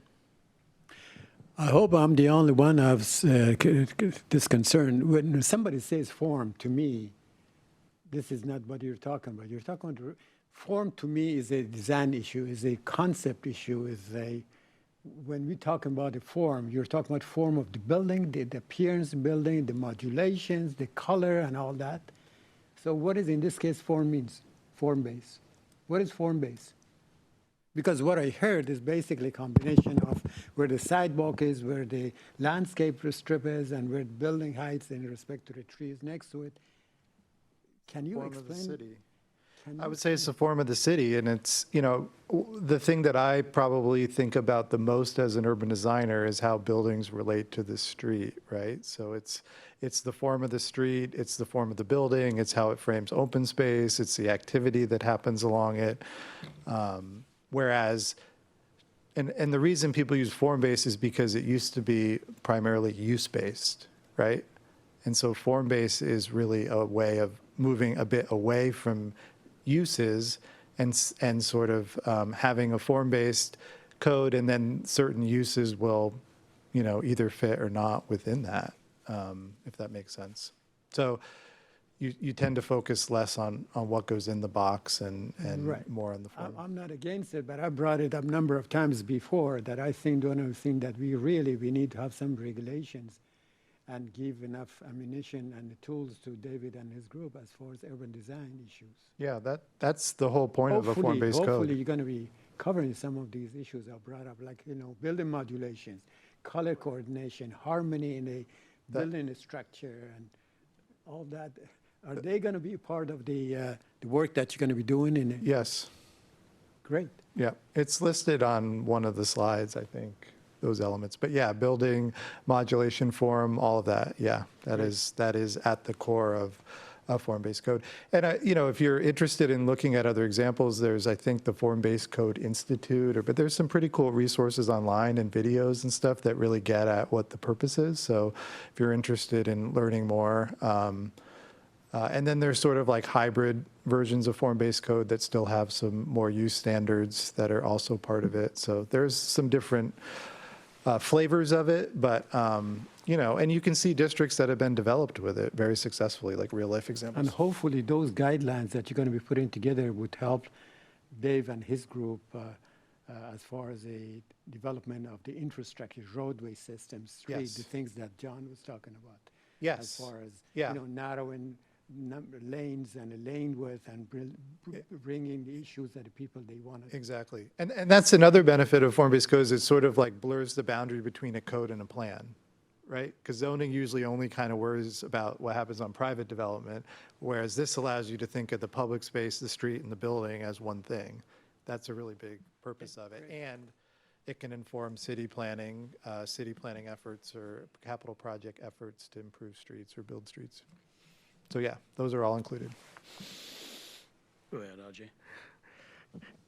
I sensed an exhaustion in that. No, I'll keep my question short. Going back to what you had mentioned, the chair had mentioned, not to think of this as a point in time right now, but to think of it 50, 70 years from now, right? I'm still struggling to understand what we have discussed here.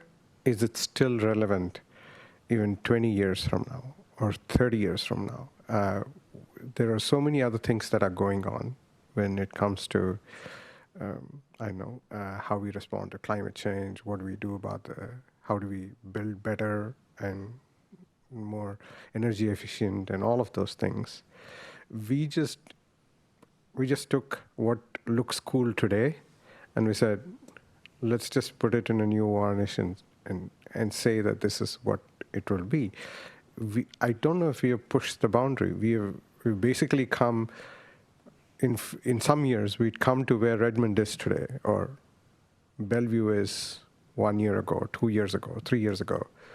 But are we really going to be ahead of the curve in this case? I did not see that in this whole presentation, or am I missing something in that? I mean, I tend to think of it the other way and just kind of go back to the basics of what makes a great city, right? And it's that mix of development, public spaces, activity, walkability, access to amenities. I mean, those have been the case for many, many years, decades, centuries. And so I don't feel like the form-based code is a fad kind of thing. I think it's just a different way to kind of regulate what the community would like to see in terms of outcomes. And, in terms of sustainability and all of the greenhouse gas reductions, I mean, the simplest, most effective way to do that is to have good quality development where people have choices for how they move about. And we're not there yet, but this can start to bring us towards that. So, I mean, yes, Redmond and Bellevue are ahead of us, and I'm not sure Sammamish wants to become them by any means, but it's still, pretty standard city building stuff. People want parks. They want to have a place to live, a place to park their car, go out to eat, and that's, really what we're focusing on here. This isn't a fad thing that we're trying to propose. Just remember, everybody should remember, there's still building code, right? There's still energy code that dictates how the HVAC systems get built. There's still lots and lots of code in place that will migrate over time. Got it. So don't forget that that's. Got it. So then that's a great point you mentioned, which means that then it's a factor of implementation, not a factor of form that I was trying to get to. Am I right about that? I was trying to attack the form in saying that this is the thing. The form could be what you're talking about.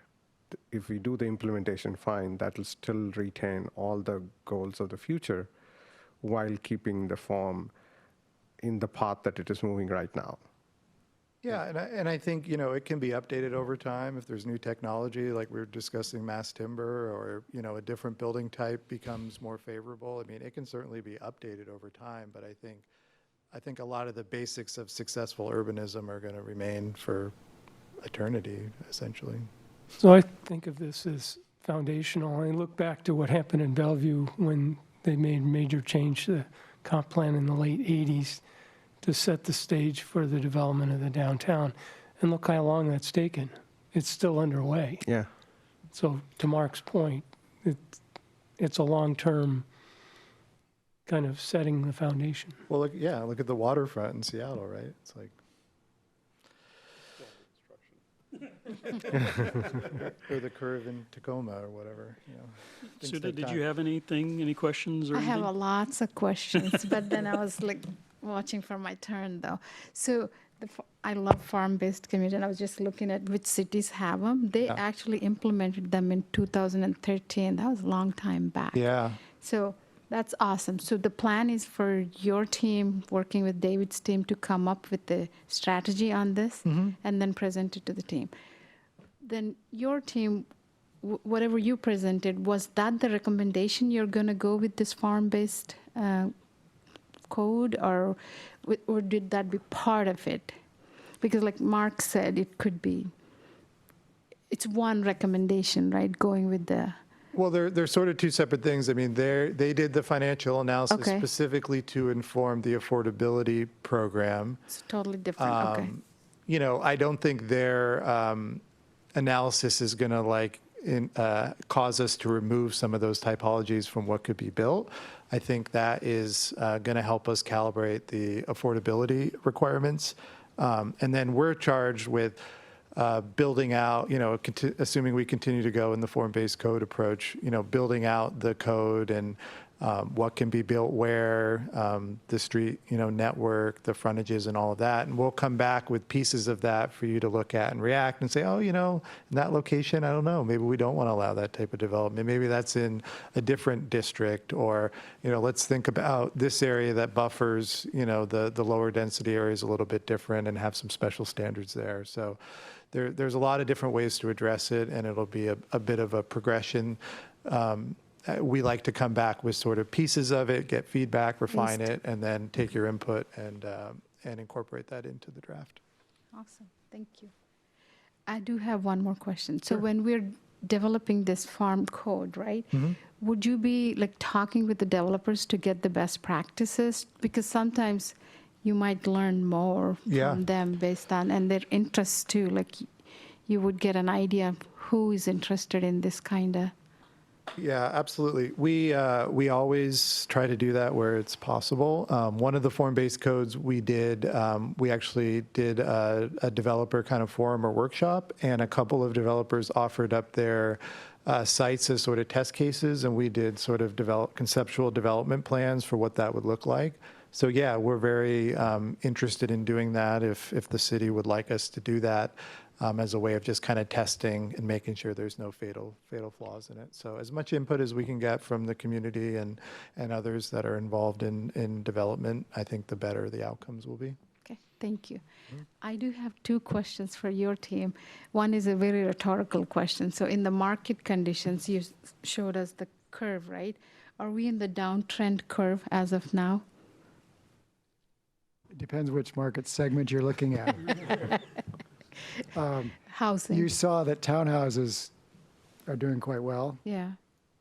Apartments were in recession for the reasons that Jeff described. Office space is pretty tough just about everywhere right now because of work from home and the structural changes. That work from home has also put a shift into making retail markets in suburbs stronger, and we have quite a robust retail market in general in Puget Sound. Industrial, I think, is off a little bit now. And hotels are strong. So it depends which segment you're looking at. Gotcha. No, that's a great explanation, because now return to office comes and then office spaces are going to go up. Well, so I'm going to say this only because I have a chance to do it. And Jeff and I, we come from a little different perspective, and that's why we're here. You're all planning. All we're doing is bringing a little market reality to the discussion. And if we can do that, then we've accomplished something.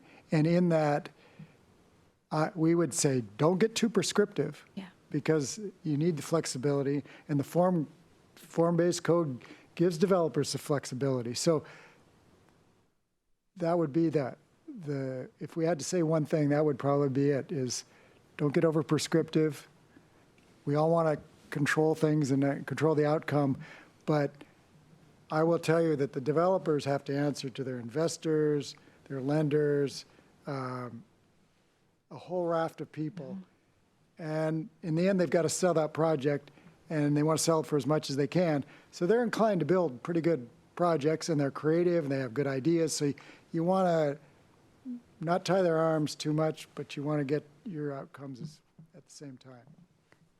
Well, that is good that's good to know, but there is another perspective that you have to look at into it.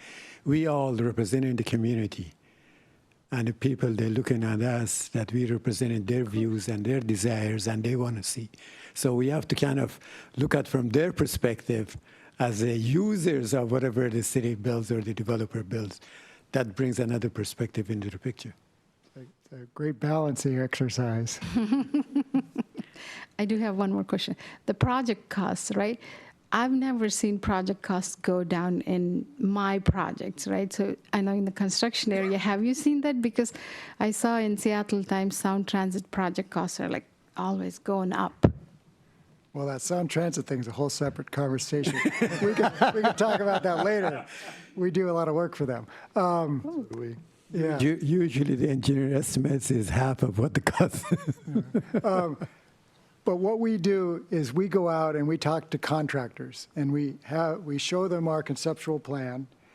We ask them what their pricing is today to build. Okay. We've actually found in the last 6 months or so a slight reduction in the bids. So Really? yeah, which is it's pretty unusual.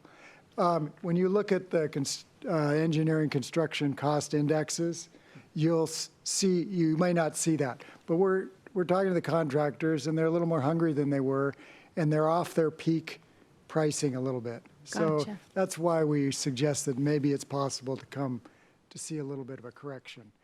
But Yeah, one of the indexes that we referenced actually since 2019, that base cost was up 38%. Okay. So it's very significant, and it has come down since then a bit. But think about functionally what it means. So like we're making all of the assets and all of the contractors have work, and so they can bid everything up. Mm-hmm. And then when the market cycle softens a little bit, then all of a sudden not everyone has all the work. So then they compete each other down for the few contracts that are there. And that's kind of where we're at in that market cycle. And so we anticipate that these costs are going to continue to come down fundamentally because the contractors don't have as much new work right now. Gotcha. Yeah. Okay. Thank you for that because Different than material costs. That's the way yes, we're saying- yeah. Isn't that a risk? Because as a student of history, I never thought years ago, I mean, even months ago, that a soft landing was possible. But nowadays, they keep talking of soft landing all the time. But that's this time. That's all the work that has happened right now to bring it down. We're talking of years ahead, right? As we talk about that, there's going to be times when it's going to come either crashing down or go up. Not as a spike like it was during the COVID times and right after the COVID times, but then it's going to do something like that. Isn't it a little risk to assume that this price coming down is going to be a kind of a norm?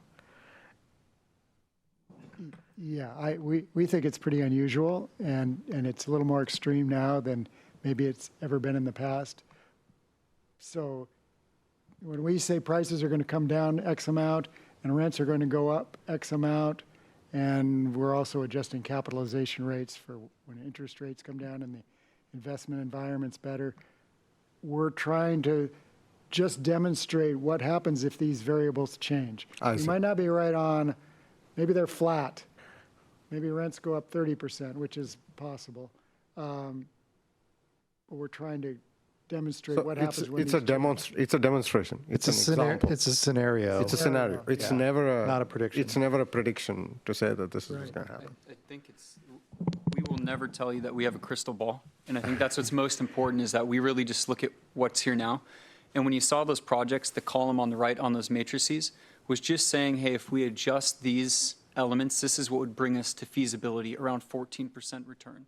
And so each one of them, you even saw costs and stuff adjusted different amounts. It's just to represent how much the market needs to move in various ways for that product type to come back, because Got it is different per product type. Got it. And the big question we always get is, well, what happens if you give the land away? Or what happens if we don't charge impact fees? Or so all these what ifs come up all the time, and all we're trying to do is demonstrate the variability and the impact. Got it. Okay, I have a couple of specific questions. With the form-based code approach, does that affect the 2,000 dwelling unit, 600,000 square feet of commercial, that's been kind of established for the city as what the expectation for town center is?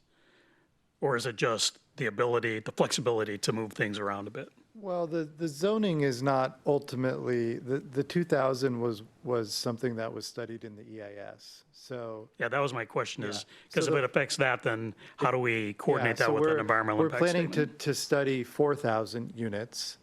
The capacity, can be higher than that. We're not planning for that. It just means that, and we also don't know what gets built in a mixed-use environment, right? Like, you could build 100 apartments or you could build a grocery store. So, how we can predict, what exactly is going to get developed is difficult unless we get really prescriptive with the code, which takes away flexibility. So the 4,000 units is the environmental review, right? And depending on the results of that and looking at the taller heights, we come up with kind of a preferred alternative. That just means that projects that come through, and there's already been a number of sort of relaxations of the SEPA process, but essentially units that come in within that 4,000 cap wouldn't have to go through SEPA. They'd have to still go through all of the local reviews and criteria, which are more specific than SEPA. If we get to a point where someone wants to build a project that then exceeds that, they're not covered under the environment, the environmental review there, and they would have to do their own project level SEPA. So just like in the comp plan, we have the growth target that we're planning for, and we have the zoning capacity. It's the same thing in the town center. We have the 4,000 that we're planning for, and we have the theoretical zoning capacity, which we never can know like 100%, right? So that's how those two things work together. Next one is height. Yep. So what are we talking about here? And I say this as, and I forget what our height limit now is. Let's say it's 75 feet. I'm not sure that I remember Yeah, exactly it's what it about is. that, 70, I think. When we say increasing height, are we talking something where a study that's 10 feet taller or quite a bit taller, or we don't know yet? Or, because I think for a lot of people, when you hear that, you sort of picture in your mind, what does that mean? Right. Yeah. For Sammamish, and I think Well- giving some context or some brackets about what we're talking Yeah, about. great question. So, the rules of thumb kind of, and these I think are getting a little bit stretch maybe, but there's sort of like an awkward in-between height between a mid-rise and what would be called a high-rise. Once you get over the 6 or 7 stories, you're into that high-rise construction. But in order to have economies of scale, you need to add more stories. So typically, we would think in the 14 story range as probably 14, 15 would probably be the max. But you could see buildings, probably around 12 stories is maybe the minimum that you might typically see when you go to that construction. And again, it comes with potentially smaller footprints, more open space, higher construction quality because your per square foot costs are higher, so you tend to get better sort of finishes on the buildings and things like that because of the construction type. So it's something that we're going to study and kind of see what the sort of visual and aesthetic impacts are and look at the ability to incentivize some of the other values that the community thinks are important to them, like tree preservation and open space, and kind of making it a really have a strong northwest kind of green presence. So those would be the trade-offs, would be, would this be something that would help achieve some of the community benefits or not? And so that's kind of the lens that we would look at it. Did I say anything that was economically not accurate? Okay, thank you. Is there any examples of this approach, form-based code, Yeah. having a bad outcome? In other words, maybe bad is not the right word, unexpected, unintended outcome. The thing I look at is it feels to me like there's more flexibility built into this Yeah. than a more traditional approach would be. So somebody might come in and think, I need to sell this building, so I'm going to put some nice cedar at the ground level and some nice, materiality and Yeah. make it look really good. And somebody else might come in and go, I'm going to make this thing as cheap as possible. Yeah. And those two might be side by side. Does this make that exacerbate that potential, or does it not make a difference because the regular code would have allowed that anyway? Yeah, I think in any type of code, there's, the potential, but I think what the form-based code is, it gets the most important things right in a really easy and prescriptive way, right? I mean, the biggest, one just simple example, right? In a traditional, use-based code, you might have a setback of 10 feet, right? And, if that's your minimum setback, there's no maximum setback. So you're literally talking, a developer could have their building 10 feet from the street, or they could have it 50 feet from the street with a huge parking lot. And so what the form-based code does is said, well, here are your range of options. You can set it back 10 feet and have a really nice landscape area. You can have it up against the street and have a nice retail facade. If you want to have like a townhouse development, you can have porches and stoops, but let's have some landscaping and some vertical separation so people aren't looking in their, windows and stuff. So I think what it does is it focuses on the most important things and gets rid of some of the fluff that I think people sometimes get bogged down in, and it takes away from what really makes a good project. So I think there's always potential, holes in codes, but I think the form-based code approach tends to have less of that because it does really focus on the things that are most important. I think one thing to look into also and be careful of is the transition from a use-based code to a form-based code, that there are not uses that could then occupy the space that don't have the built-in mitigations that use would have had under a use-based code. So one of the components of a use-based code is that if you have uses that are undesirable or higher intensity, then you tend to have larger setbacks, more landscaping, more parking requirements. I think a classic example is we wouldn't want a detention center in our town center, right? That would be an undesirable outcome following the prescriptive form-based code. There's no mitigations that would go along with that. That would never happen. Another one would be a cannabis processing facility. We probably wouldn't want that in our town center. So how do you make sure that these types of things don't happen in the wrong place?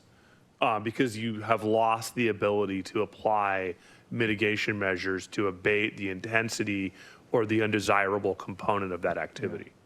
And for those reasons, we'll typically, just to make it easy and clear, have a list of prohibited uses. So there's still a use component of it, and it just makes it real clear. But it's like, in the urban core, we're going to have, this range of buildings and these range of uses, and it's it can be pretty streamlined. And then for the unusual situations, have a list of things that are prohibited. Sudha, you said that you just looked at your computer and you found out that the form-based has been around. And do they give an example of the sample of projects? Yeah, cities? Yeah. One you Which should one? look at would be the Cincinnati, Buffalo Ohio Green Code. has it. Yeah. But no, not local in here, not in state of Washington, no? I don't think so. In the top 10, no. Mm-mm. California, North Bend, Washington. Oh, there's definitely, we've written 2 in Washington. Yeah, they have Were you aware downtown of commercial North Bend? zone. City of Lakewood. Lakewood. Yeah, North Bend. Yep. They're actually quite simple form-based codes, and I think we could do something that's a bit more expansive here. But yeah, we wrote 2 of them, one for the area around the Sounder Station and one in their town center, which is looking to transform their, old shopping mall to something that's, more town center. Is it working for them? Yeah, yes, it has. They have gotten more development in the station area, I think, than the town center because it's still primarily retail. But, Chair, I'd like to propose extending by 45 minutes. I'll second that. Extend to 9:15. All in favor, say aye. Aye. Aye. Opposed, no. Thank you. another example is the city of Lacey, I think, has one in their Yeah. like And Woodland District or Bottle something. has Mount Lake Terrace, Anacortes, Clark County, Yeah. Spokane. Yeah, and I believe both of the codes we wrote for Lakewood won Governor's Smart Growth Award back in the day. So it's not a new concept, and there's a number of larger cities that have quite sophisticated large-scale form-based codes. So there's a lot of things to research out there in terms of examples. And we have another firm called Code Studio that basically does code projects around the country, but also with some very big cities. So they're a resource on our team. They don't tend to like call things form-based codes because it's kind of a buzzword, but a lot of their work that they do is in line with that. So they're another resource for us. What else? Anything else that you guys have? Well, I'll just toss one Oh, quick, Mike. super quick. So the layout, like with the core and the, that's just conceptual right now. Oh, yeah. It is. Because Yeah. it might make sense to have the core with more of the retail and all closer to 228th, right? So I Potentially. assume you're going to Yeah. look at something like that. then. Yeah, well, yes, it's, okay. it's That's not a proposal, it was just to give you. Yeah, that's why an I started that example. way, so Yeah. just making sure. Yeah, absolutely. I don't have anything more, just to say that, I've probably been to, I don't know, 50, 100 meetings here. This has been one of the best discussions. I thought it was really good. So thanks for all the questions. What you think of the other? Yeah, What did you think of the other? makes us nervous about the other ones. Well, they were all good too, but I don't know. This one just felt good. I don't know. It was interesting to see all the questions. We'll send you a link and you can give us a rating, 5 stars. I hope. Okay, fair enough. It's been a long day. It's been wonderful for us too, Jeff. Thank you. And gentlemen, thank you all very much. Yeah, take care. Yeah, there you go. Thank hope you not. all. That was awesome. Okay, recall that we changed the agenda around a little bit, so we're going to do agenda-related public comment right now. So anyone who has public comment about the agenda, about the topic we just covered, now's the time. Looks like Paul's ready to go. Oh, yeah, that's right. There we're on. Real good conversation tonight. Paul Stickney, Sammamish. I have to take off for somewhere else, so I can't stay for the last section, but I am interested in it, so I'll listen to that online and see what comes up with the docket for the city. Good conversations on 75 to 100 years. I've got a few snippets and then a little bit of a policy chat to have.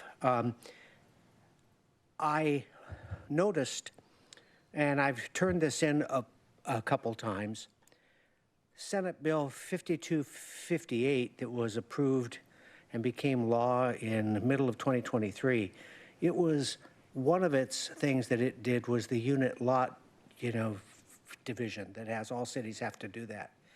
But also there has been a significant reduction in the liability from building condos.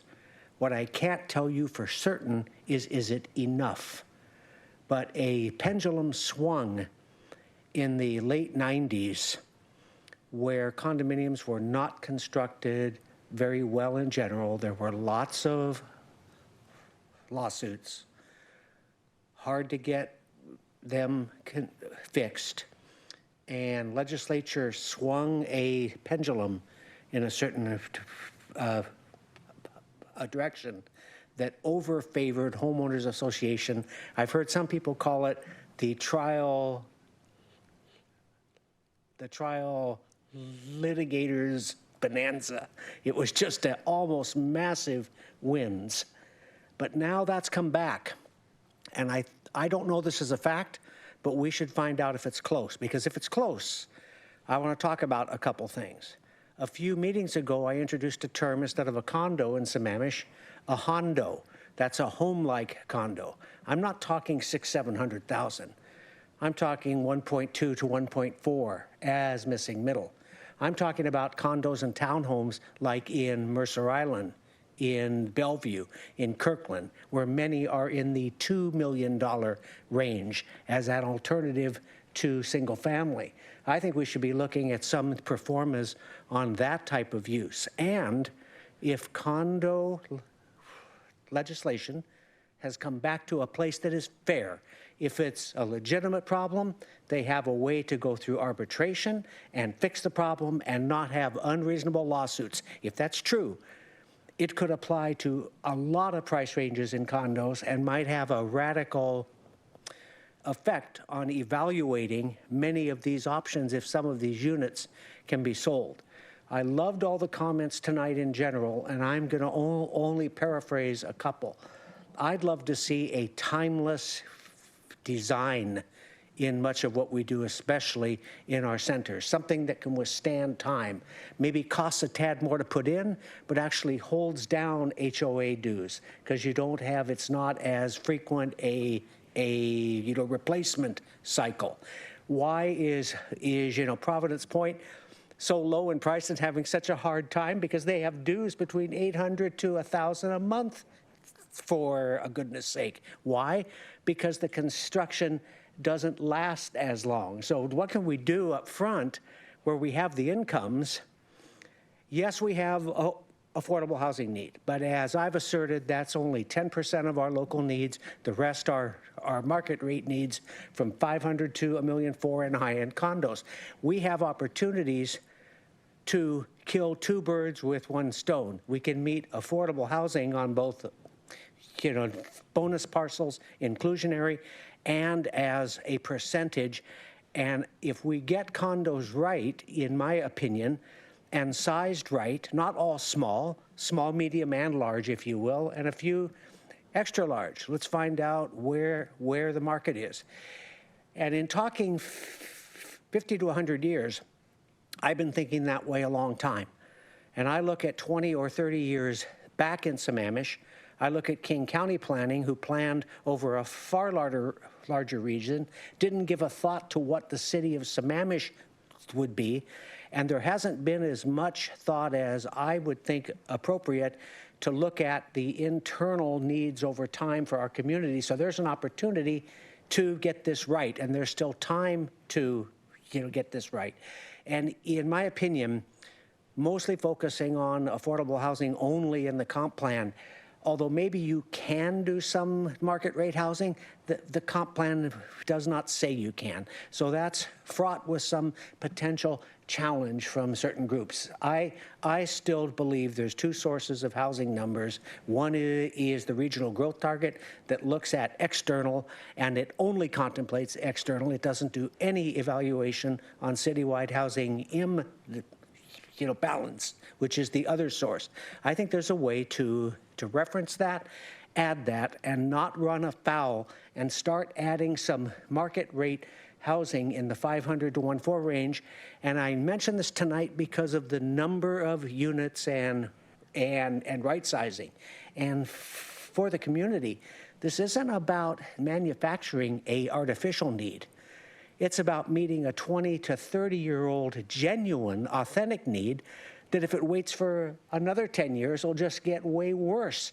As you look at what happens each year in the census, the number of housing units over 200,000 keeps going up. The number of people making 80% and less is lower. Do we always want a city that ultimately ends up at this extreme place of income because the people that are here can't afford to stay here? So that's my overall policy piece, is in line with a lot that's thinking here. The comp plan is excellent, other than the internal needs for our own community have not been addressed in this cycle, and I think it's a mistake to have a meaningful change in that housing supply for another, comp plan cycle. But great comments tonight. I loved all this presentation, the good thoughts from all of you, and I'm just speaking my mind. Whether it carries the day, it does. If it doesn't, it's not, but at least it's said. Okay, appreciate the opportunity. Thanks, Paul. Anybody online? We have one hand raised online. Mary Victor, I am promoting you to the panelists.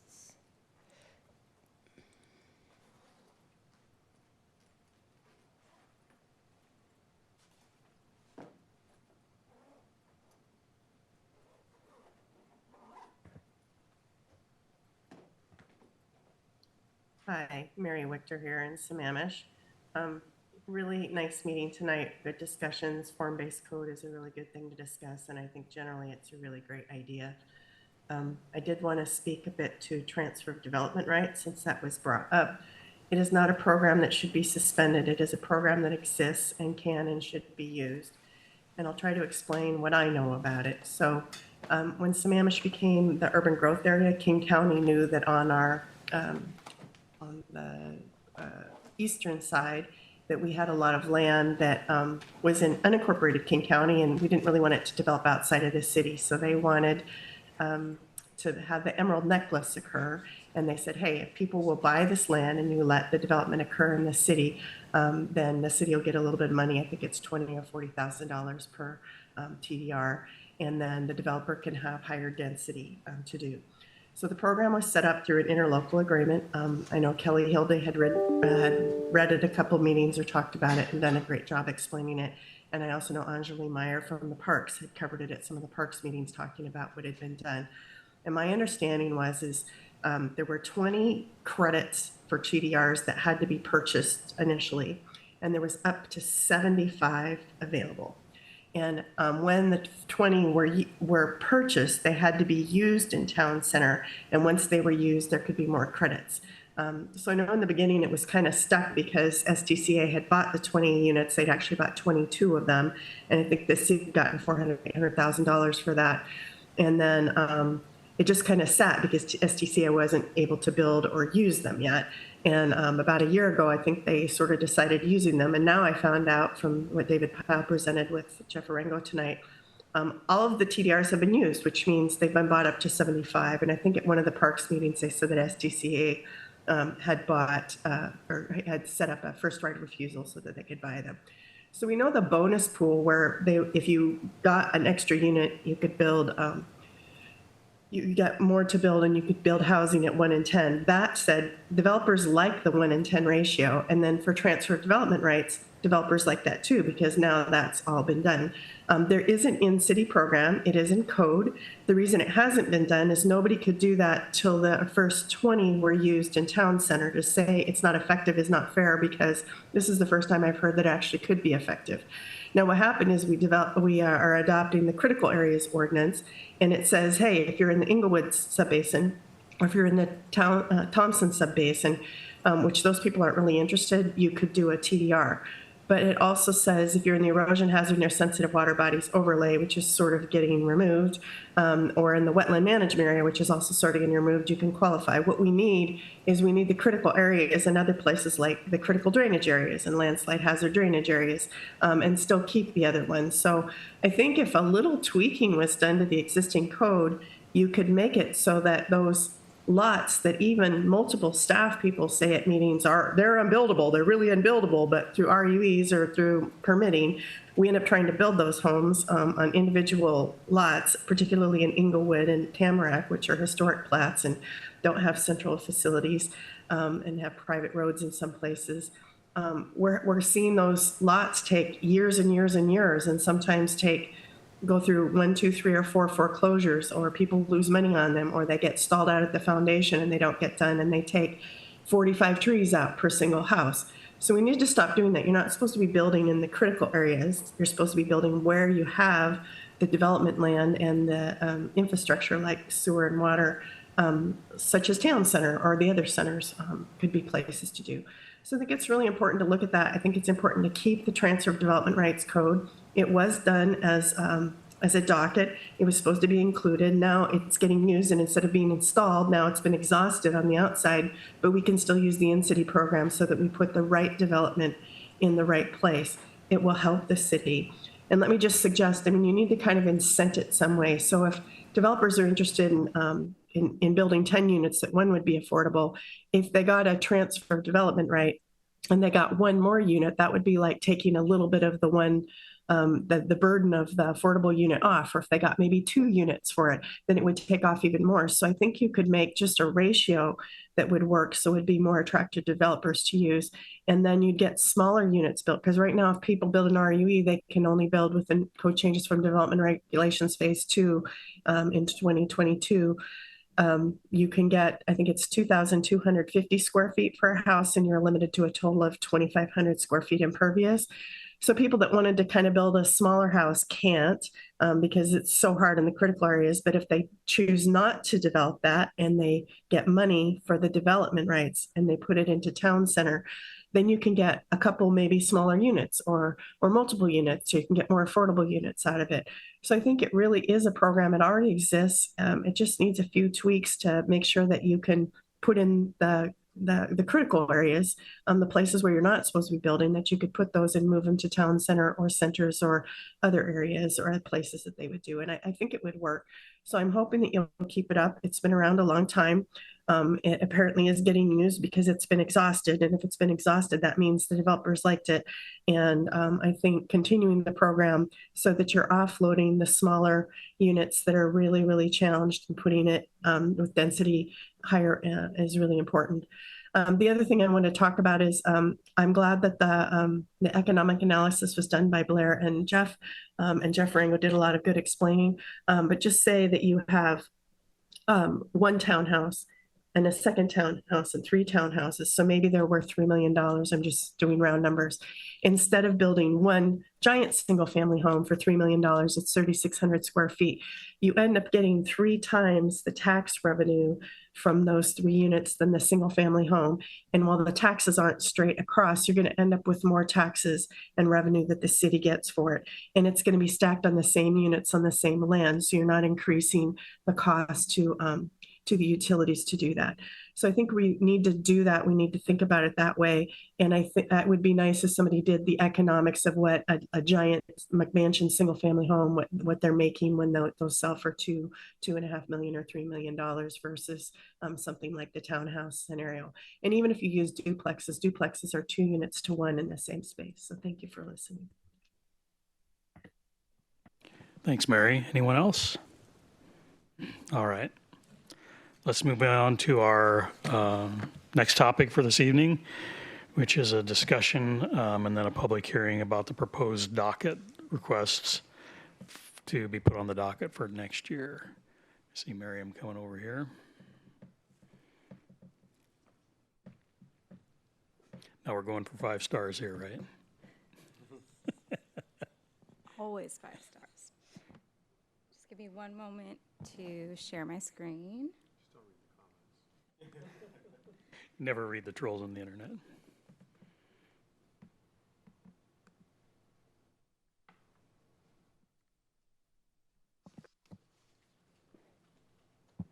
Okay. Can everybody hear me okay? We're good? Okay. Good evening, Planning Commission. I'm Miriam Leitner, the Planning Manager in the Community Development Department. Tonight, I'm going to be presenting the 2024-25 docket request and staff recommendation. Afterward, the Planning Commission will hold a public hearing, deliberate, and recommend to the City Council whether the proposed docket request should be docketed. As a refresher, the docket is an annual process for considering text amendments to the city's comprehensive plan or the development regulations or site-specific land use map amendments. Anyone can submit a docket request as long as it's submitted by the annual deadline of 5 p.m. on the first Monday of August each year. This year, we had 1 docket request, which was a text amendment submitted by the city's Community Development Department. Before we start reviewing the request, I wanted to quickly go over the docket review process. The first step is to decide which proposals should be put on the docket for consideration in the coming years. Any docket requests go through the legislative review process where they'll be fully considered and reviewed. Should the City Council choose to docket a request and add it to the work plan, staff will complete a more thorough review and return it to the Planning Commission and City Council for further consideration and direction. An easy way to think about tonight is we're making a list of things to work on in the future and not reviewing each item in detail now. After tonight's public hearing, the City Council will have a public hearing on December 3rd and vote on a resolution to set the docket. So now we're going to move into the docket request itself and the staff recommendation. This request was submitted by the Community Development Department in coordination with the Public Works Department. The application to submit the docket request requires the applicants describe the issue being addressed and the proposed solution. To identify if the project provides a public benefit, applicants are also asked to explain any positive impacts the request would have on the environment or on society. Finally, to address the code requirements as well as the guidelines for amendments found in our existing comprehensive plan, applicants must describe how the proposal aligns with the decision criteria of Title 24A. You'll find all of this information in Exhibit 1 of your packet, but I'm going to highlight the key points here tonight. The community service partners, Planning Commission, City Council, and project team have put a lot of work and thought into the proposed updates to the comprehensive plan and the development regulations. Together, we've been working to ensure that we're responsive to the new state and county requirements while also having strong policies and effective codes that reflect the city's vision. However, many of the state and county laws and policies are new, and so there's limited guidance and case law related to their implementation. We want the city to have the flexibility to make amendments if they're needed to address any issues that arise. Additionally, there's work related to the Transportation Master Plan, or TMP, which will be completed in 2025 and will likely require amendments, as I'll detail in the following slides. The city's first TMP will be completed in 2024 and include the items that you see on the left, and this lays a solid foundation for the city. However, additional work should be done to address the city's needs. So the right-hand side of the screen in blue shows items that are expected to be completed in 2025 that will likely require amendments and updates to the TMP and potentially to the comprehensive plan where the TMP is referenced. Here's a breakdown of the transportation planning work being completed over the next few years so you can see how everything fits together. The items in blue likely will lead to amendments or changes to the TMP and the comprehensive plan. Based on the timing, we anticipate that legislative review for this docket request, if approved, would occur toward the end of 2025. To be clear, we don't have any specific amendments that we're sharing tonight. We're simply trying to take a proactive and cautious approach to allow the city to return in 25 during legislative review and present specific proposed amendments if needed, along with supporting analysis and recommendations. Title 24A of the Sammamish Municipal Code requires all docket requests to be analyzed based on specific criteria, which you see on screen.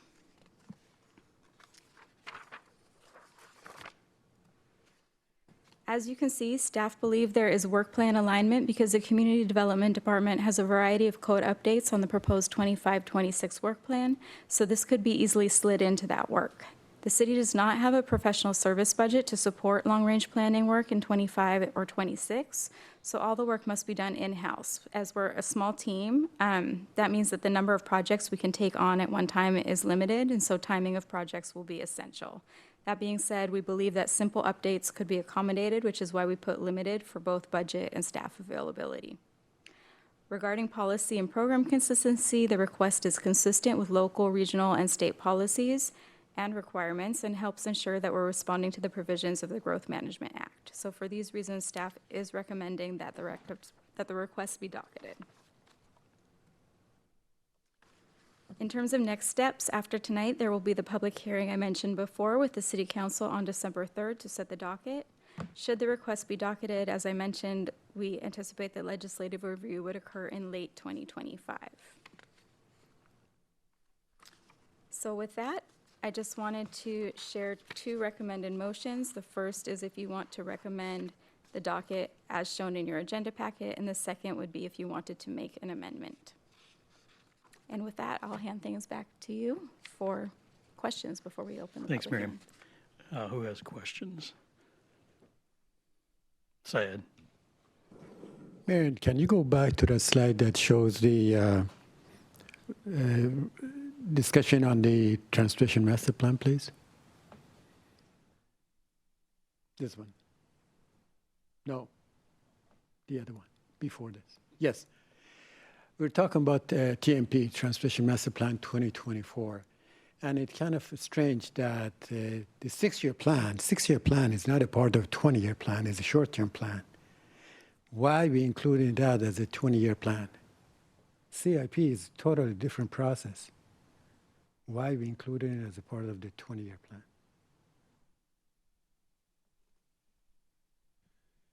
So in all of our discussions on this, one of the conclusions is that we wanted to consolidate all of the city's transportation planning efforts into one document.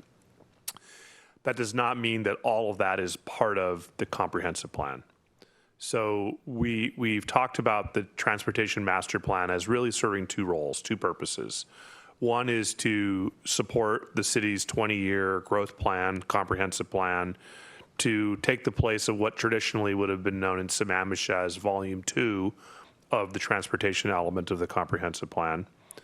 But also, in addition to that, there are things that are, so it's important to understand with the TMP being incorporated into the comprehensive plan that there are two fundamental parts to that. One is those parts that are part of the comprehensive plan and can only be amended if they're docketed and can only be amended under certain circumstances.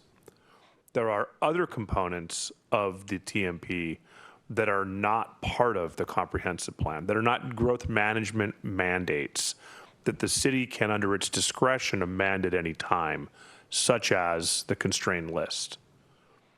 So that is that while we're showing here that there are parts of the TMP, it's kind of hard to pry apart. I guess the easy way to think about it is those components of the transportation master plan that are requirements under the Growth Management Act for a comprehensive plan are things that are kind of locked down. You can't change those at your discretion.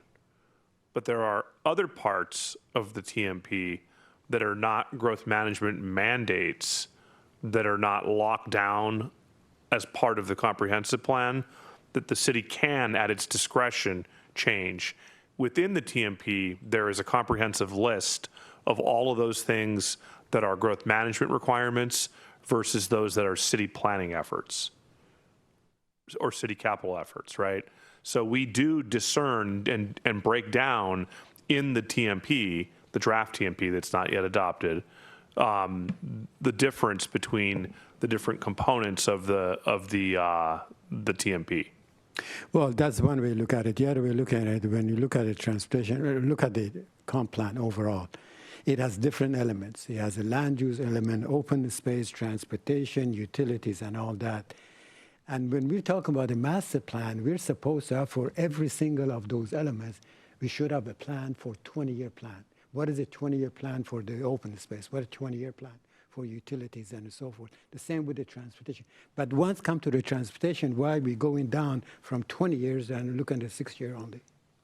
Because we're required to have a 6-year funded list to show that we are planning for the near term. And what happens with the remaining 14 years? That gets updated as time goes by. Every year the city updates its TCIP, its constrained list. The TCIP is the constrained list, and every year the city updates it. And some of the projects on that list are delivered. New projects are added. New funding is allocated. So that is a constantly changing element.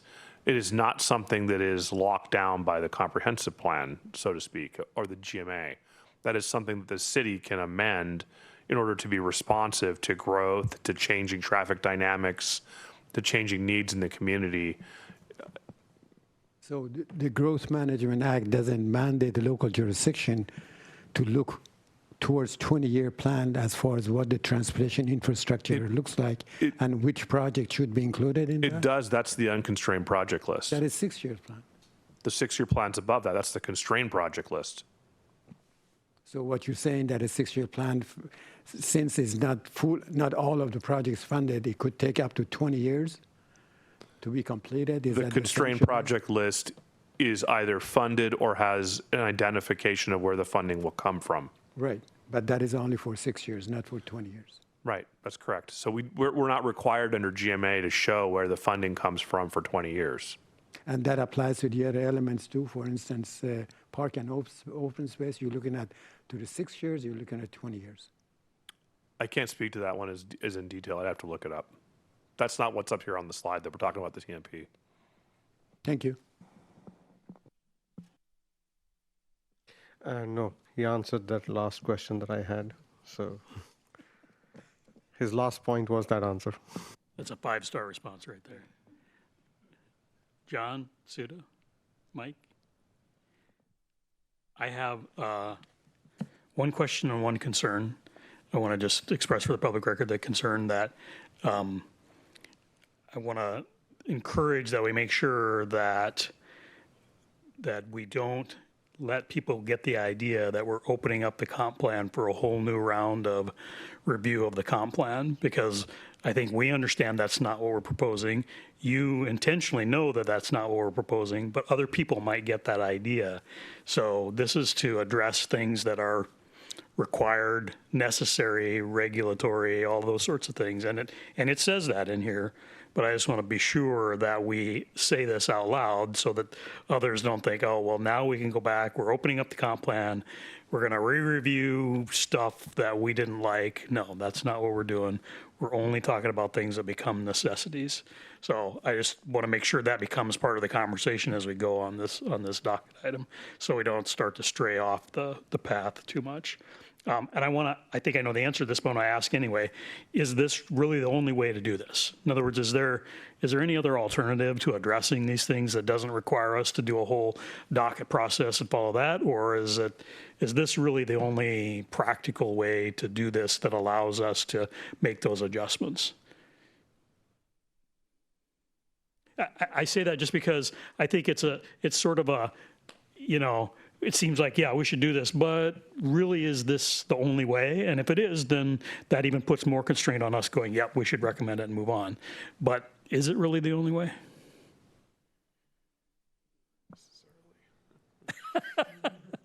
We might have differing opinions.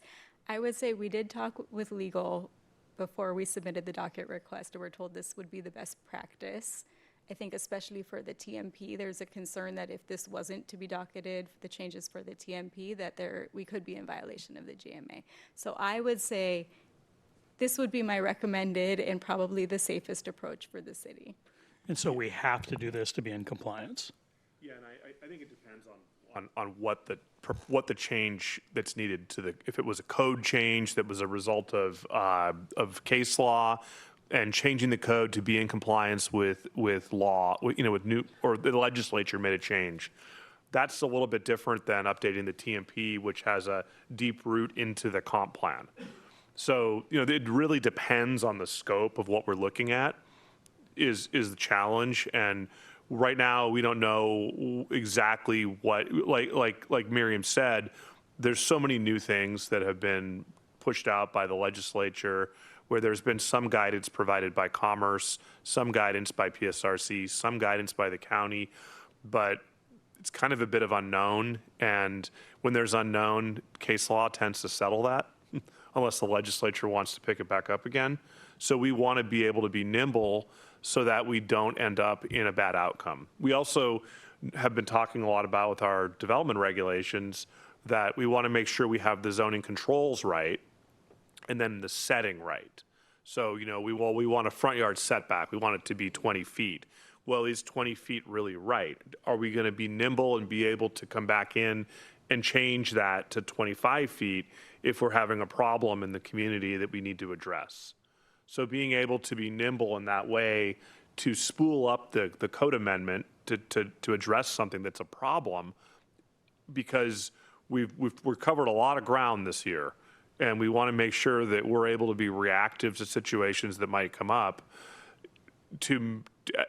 as sort of a promise to the community that we're going to continuously monitor the stuff that we worked on. There's a chance that something wasn't set exactly right.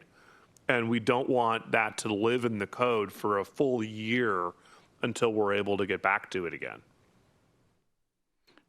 So as a follow-up to that, you mentioned case law and legislature, both of which are very glacial pace things. Does that mean we're just going to do this again next year? Well, I think we're finding that the legislature is moving at less of a glacial pace lately. Case law, you never know where that pops up. But we might be looking at a docket next year that is very specific. But then that would be for the following year where we would take that up. We move at somewhat of a glacial pace. I didn't say that. Okay, thank you. Anybody else? Syed? Two quick questions. Question number one, I vaguely remember there was a discussion with Mr. Eastman that he wanted to put the request for docket request. Do you recall? What happened to that? His request was docketed, and it did go through legislative review, so it's been integrated into the comp plan. So that satisfies his request. Correct. And the second one, this recommendation that applies to between now and the end of the 2025, right? Is it for the next year? How long this request is? Yeah, so typically with docket items, they will stay on the docket until they've been addressed or removed. So for example, with the comprehensive plan update, we looked at all outstanding docket items, and I believe we came maybe to Planning Commission, definitely to City Council, and said, okay, here are the ones that we think should be integrated into the comp plan. Here are ones that need to stay on the work plan. Here are ones that can be closed out. And so there's a resolution showing that whole process and the decisions made. So in this case, we would, if it were to be docketed, we would aim to get it on the work plan in 25. I think it depends the extent of the code changes and what else is on the work And then plan. you have to come back possibly next year this time to ask for extension. Correct. Yeah, we would, yes.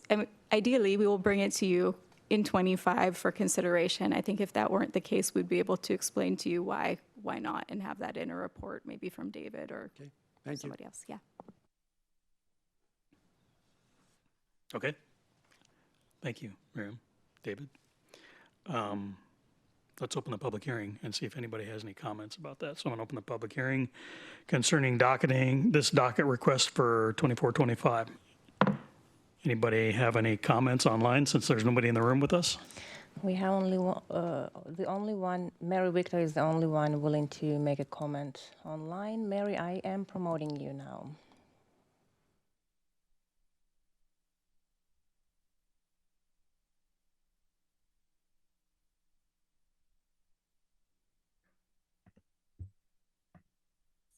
Hi, Mary Victor again in Sammamish.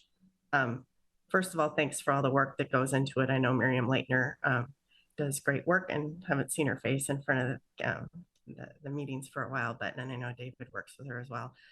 So thanks for having the docket. You can do a docket request any time of year, but it has to be the first Monday in August. They cut them off. And so in July, I had kind of mentioned, like after a meeting, and said, hey, is the city going to do like a catch-up sort of docket so that anything that gets missed or can't get done in 2024, that it could be done in 2025 and you don't have to wait a whole nother year. And sure enough, this is happening. And with the presentation, it looks like it's just for the TMP, but I believe it's for anything that really didn't fall under like the comp plan and the development regulations. If it didn't get in 2024, it can't be adopted by the end of the year, then it could be done in 2025. So I have a couple suggestions on that. I did go back and watch from 3 hours, 56 minutes to about 4:03 from July 12th of 2022. Evan Fisher had actually done the development regulations phase 3 with the topics there, and there was some good discussion about that. And one of the things on there is septic to sewer conversions. And there's not a lot of work that needs to get done, but there is some work, and let's just call it related to septic. There's 2 sewer districts in our city. The Northeast Sammamish Sewer and Water District is up by Sahali and Heritage Hills. They don't have any septic, so you don't need to deal with that. Sammamish Plateau Water and Sewer has about 2,200 to 3,300 septics in the urban growth area and just outside of it. We're at about 17%, where Bellevue, Issaquah, and Redmond are under 3%, 4%, 5%. So we have a lot of old septics and they're starting to fail, and it does impact water quality, include those going into a salmon stream. So what's happening on the septic side is Sammamish Plateau Water and Sewer, who does about 75% of our city and some outside our city to the east. They did their wastewater comp plan that they only do about every 10 years. And they completed that in 2022 and adopted in 2023 with all the people that had to review it. So they've looked at what they're doing for sewer. And then the state of Washington had not updated their code since 2005. And so they actually updated their septic related codes. I believe they adopted them in January and they were effective, they adopted them in April and they'll be effective this January of 2025. And then since the state of Washington updated their codes, King County has to update their codes to make sure it's at least as equivalent, like it can't be less strong. And then they can make it stronger in areas where they feel like they need extra control. So King County's just had a whole bunch of meetings, like a whole slew of them for months at a time. And they've got a good technical letter going around. And I think their final cutoff for their survey online is the 21st of October. And I don't think it'll get moved later because they need to get their revision to the Board of Health. And I think that meeting is in November. So I think they're really at the end of theirs.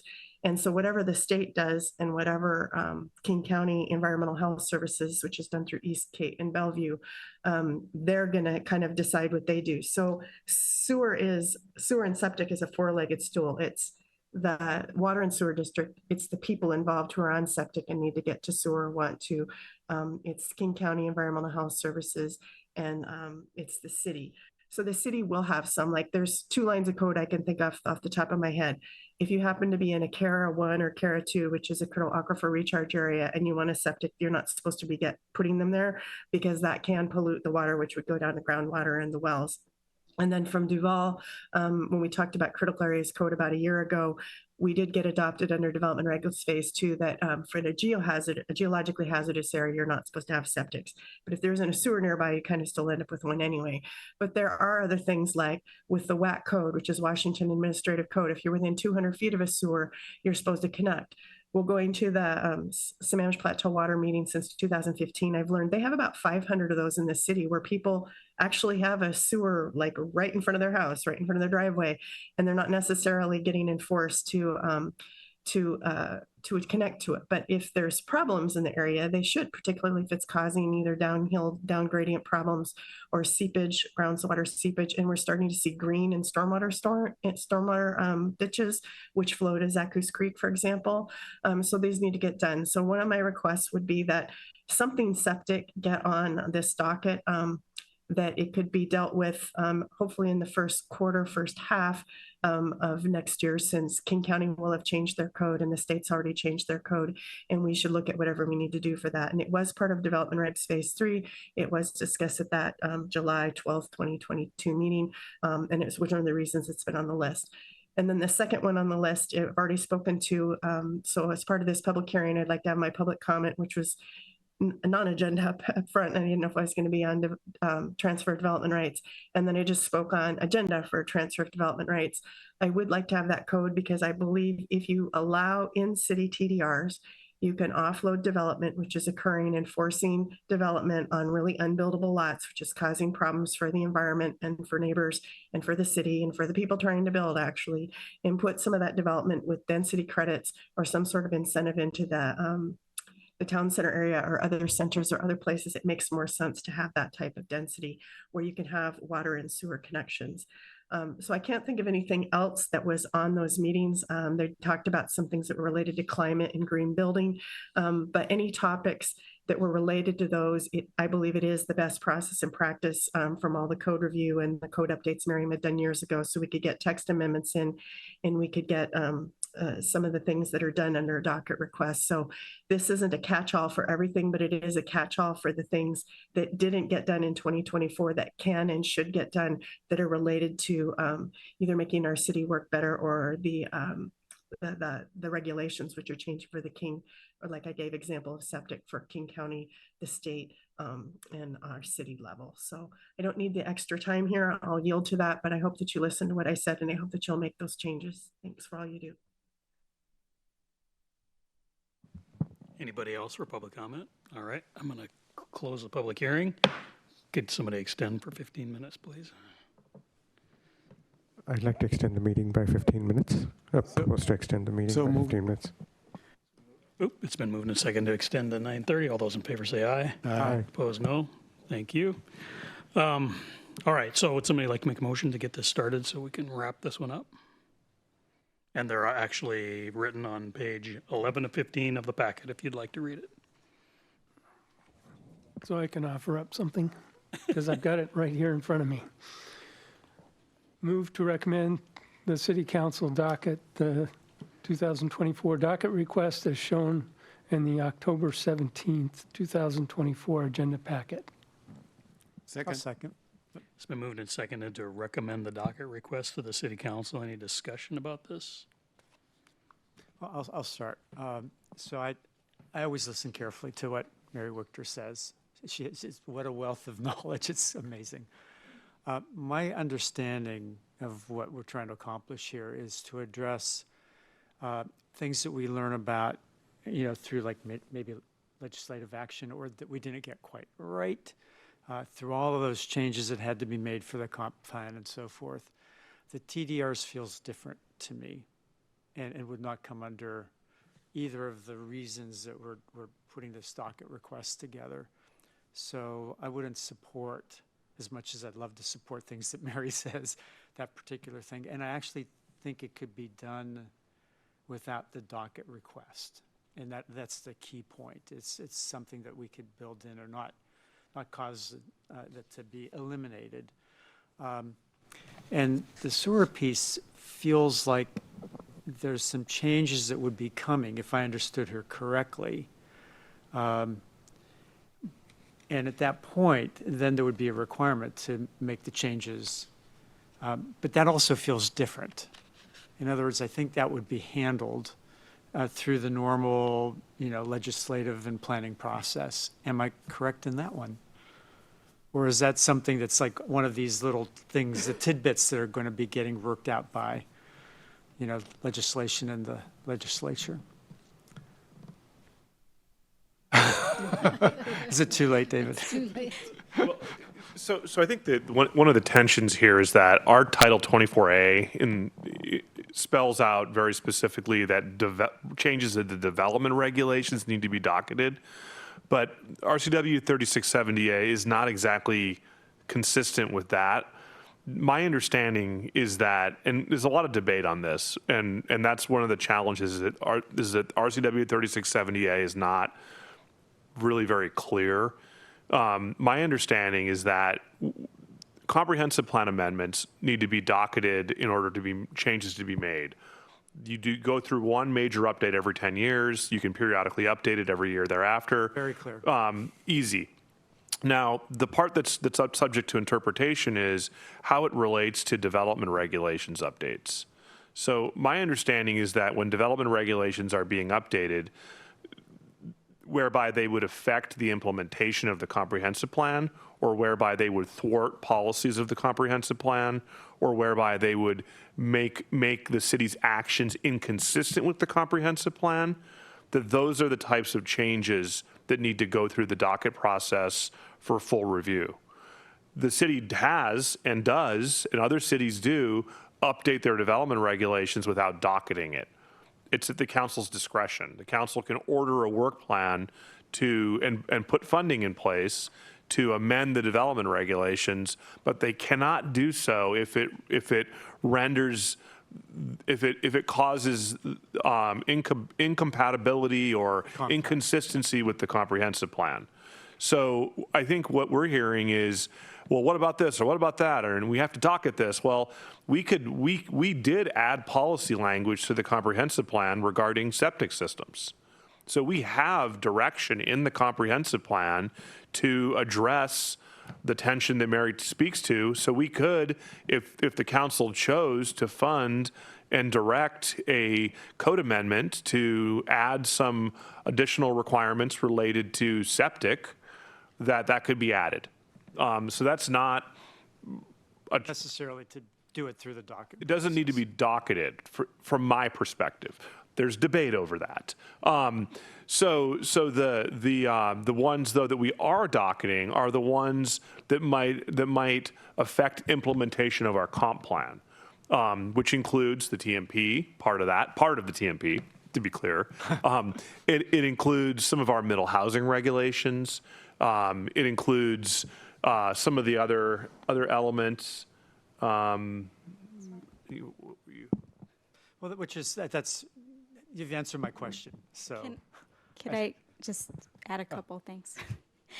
So we do have in our work plan some miscellaneous code updates, and one of the items in there is on-site sanitary sewer, which is septic, to look at a little bit more. Again, caveat that we have a lot of things on our work plan, and it's a matter of what fits with our staffing and how everything fits together, but it is something that we have on there to look at. In terms of TDRs, we did start looking at TDRs. It is a docket item. When we started the comp plan process, we recommended that it stay on the work plan. So we did initiate that process. We talked to King County. We made a couple presentations to council about it.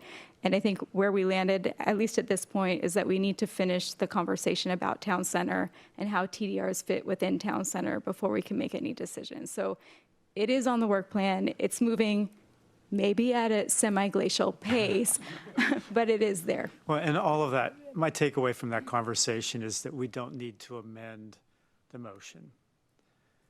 So that would be my recommendation. Yeah, so for the policy entrepreneurs in the audience, they're in the cloud.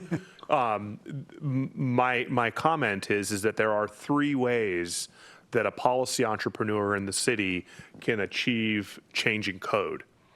The first is to convince the city council to put it on the city's work plan, right? That's one. Convince 4 members of the city council to add it to the city's work plan. The second is to convince the city manager to add it to the city's work plan.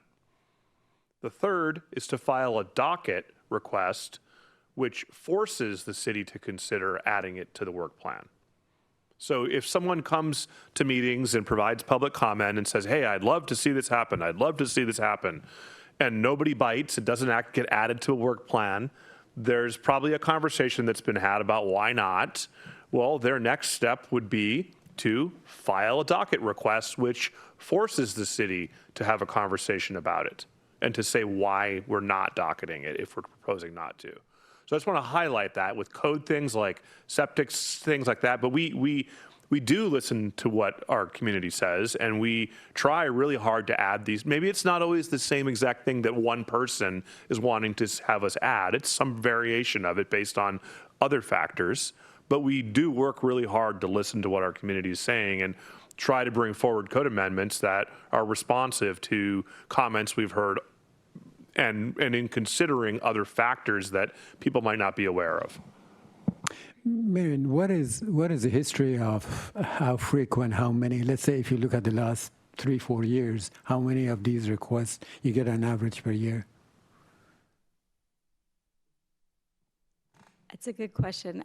Offhand, I'd say we've received about 2 per year. I would say those 2, though, had many, many components within them. So it was almost like receiving 10 docket requests just because of the variation of the subjects within the docket request. So some of them requires dedication of so much of staff time, some of them they don't, right? Yeah, I mean, typically what we do when we bring the docket to you all, not in this case, but in those ones where there's multiple components, we'll make a recommendation and say, okay, this fits within this project that we're already doing. We look for ways to kind of create efficiencies, right? So in previous years, we had the development regulations phase 2. And so some of the items that were in the docket request fit within that. And so those could move to there. Some didn't, right? So the TDR was kind of a standalone thing that stayed as its own docket item. But either items were moved into the critical areas ordinance update or the comp plan update or the phase 2 development regulations. So we look for natural alignment where there is some. So back to Mike's question or comment as far as the exclusion of the 2 items that he mentioned, then it would work with this motion, right? So you can exclude that and deal with it separately, right? What I understood was that they're part of the plan. Correct. They're already So- on the work plan and underway, so they're not needed. So they're not contradictory to the recommendation. Correct. Okay. So going back to the work at hand here, the motion, the other way to look at it, and David had already said this once, is if we do not do this and something comes up in 2025, we'd have to wait until, we'd have to docket it for 2026. So this is really a safety net. Kind of a no-brainer to me. A minute, let me understand, John, what you're saying. Let's say that I put a request and I meet a deadline, but for some reason, city staff cannot accommodate it for 2025. Am I going to be on a waiting list for 2026, or do I have to start all over again? No, that's not what I'm saying. I'm only talking about this docket request, not some other docket request. This is very specific staff work. If something comes up legally or ordinance changes by the legislature, something that's not expected, or we find a natural conflict that we didn't anticipate in the plan that we've already adopted, it doesn't have anything to do with someone else's docket request. Anybody else? Okay, I'm going to call a question. All those in favor of the motion to recommend this to the city council, say aye. Aye. Aye. Opposed, no. Thank you. Thanks, Miriam. Thanks, David. One final item. Yep. So I want to formally introduce Matt Brandmeier, who has joined us. And we look forward to integrating Matt into all these conversations around town center, around our long-range planning, around our work plan. And so he's got quite a wealth of knowledge and experience. We're really fortunate to have convinced him to come up here and join us. He'll also be taking over as the next Planning Commission liaison. Our current Planning Commission liaison is about to go out on paternity leave, so congratulations to him very soon. We'll probably won't hear from him for a while. He's going to be very busy in a new role. So we just wanted to welcome Matt, and he's going to be reaching out to all of you, probably has done so already, but he's going to be ramping up efforts to take over that role as the liaison. Welcome, Matt. And let me just apologize in advance. Yeah, I was about to say, welcome to long meetings. One last thing I'll mention is keep track of your email. If you'll notice, the calendar has some blank space in it, and I think we're just going to need to watch how things progress over the next couple months. So please keep a close eye on your email. And if a meeting comes up and you can't make it because of a change in the schedule, please let me know. So Okay. the next meeting is going to be November the 7th, Right now, the calendar says December 5th December 5th. is the next meeting. However, I would just say, let's just keep an eye on the email just in case. All right, anything else from anyone? If not, someone could move to adjourn. Seconded. Been moved and seconded to adjourn for this evening. All those in favor say aye. Aye. Opposed, no. Thank you, everyone. See you in the near future.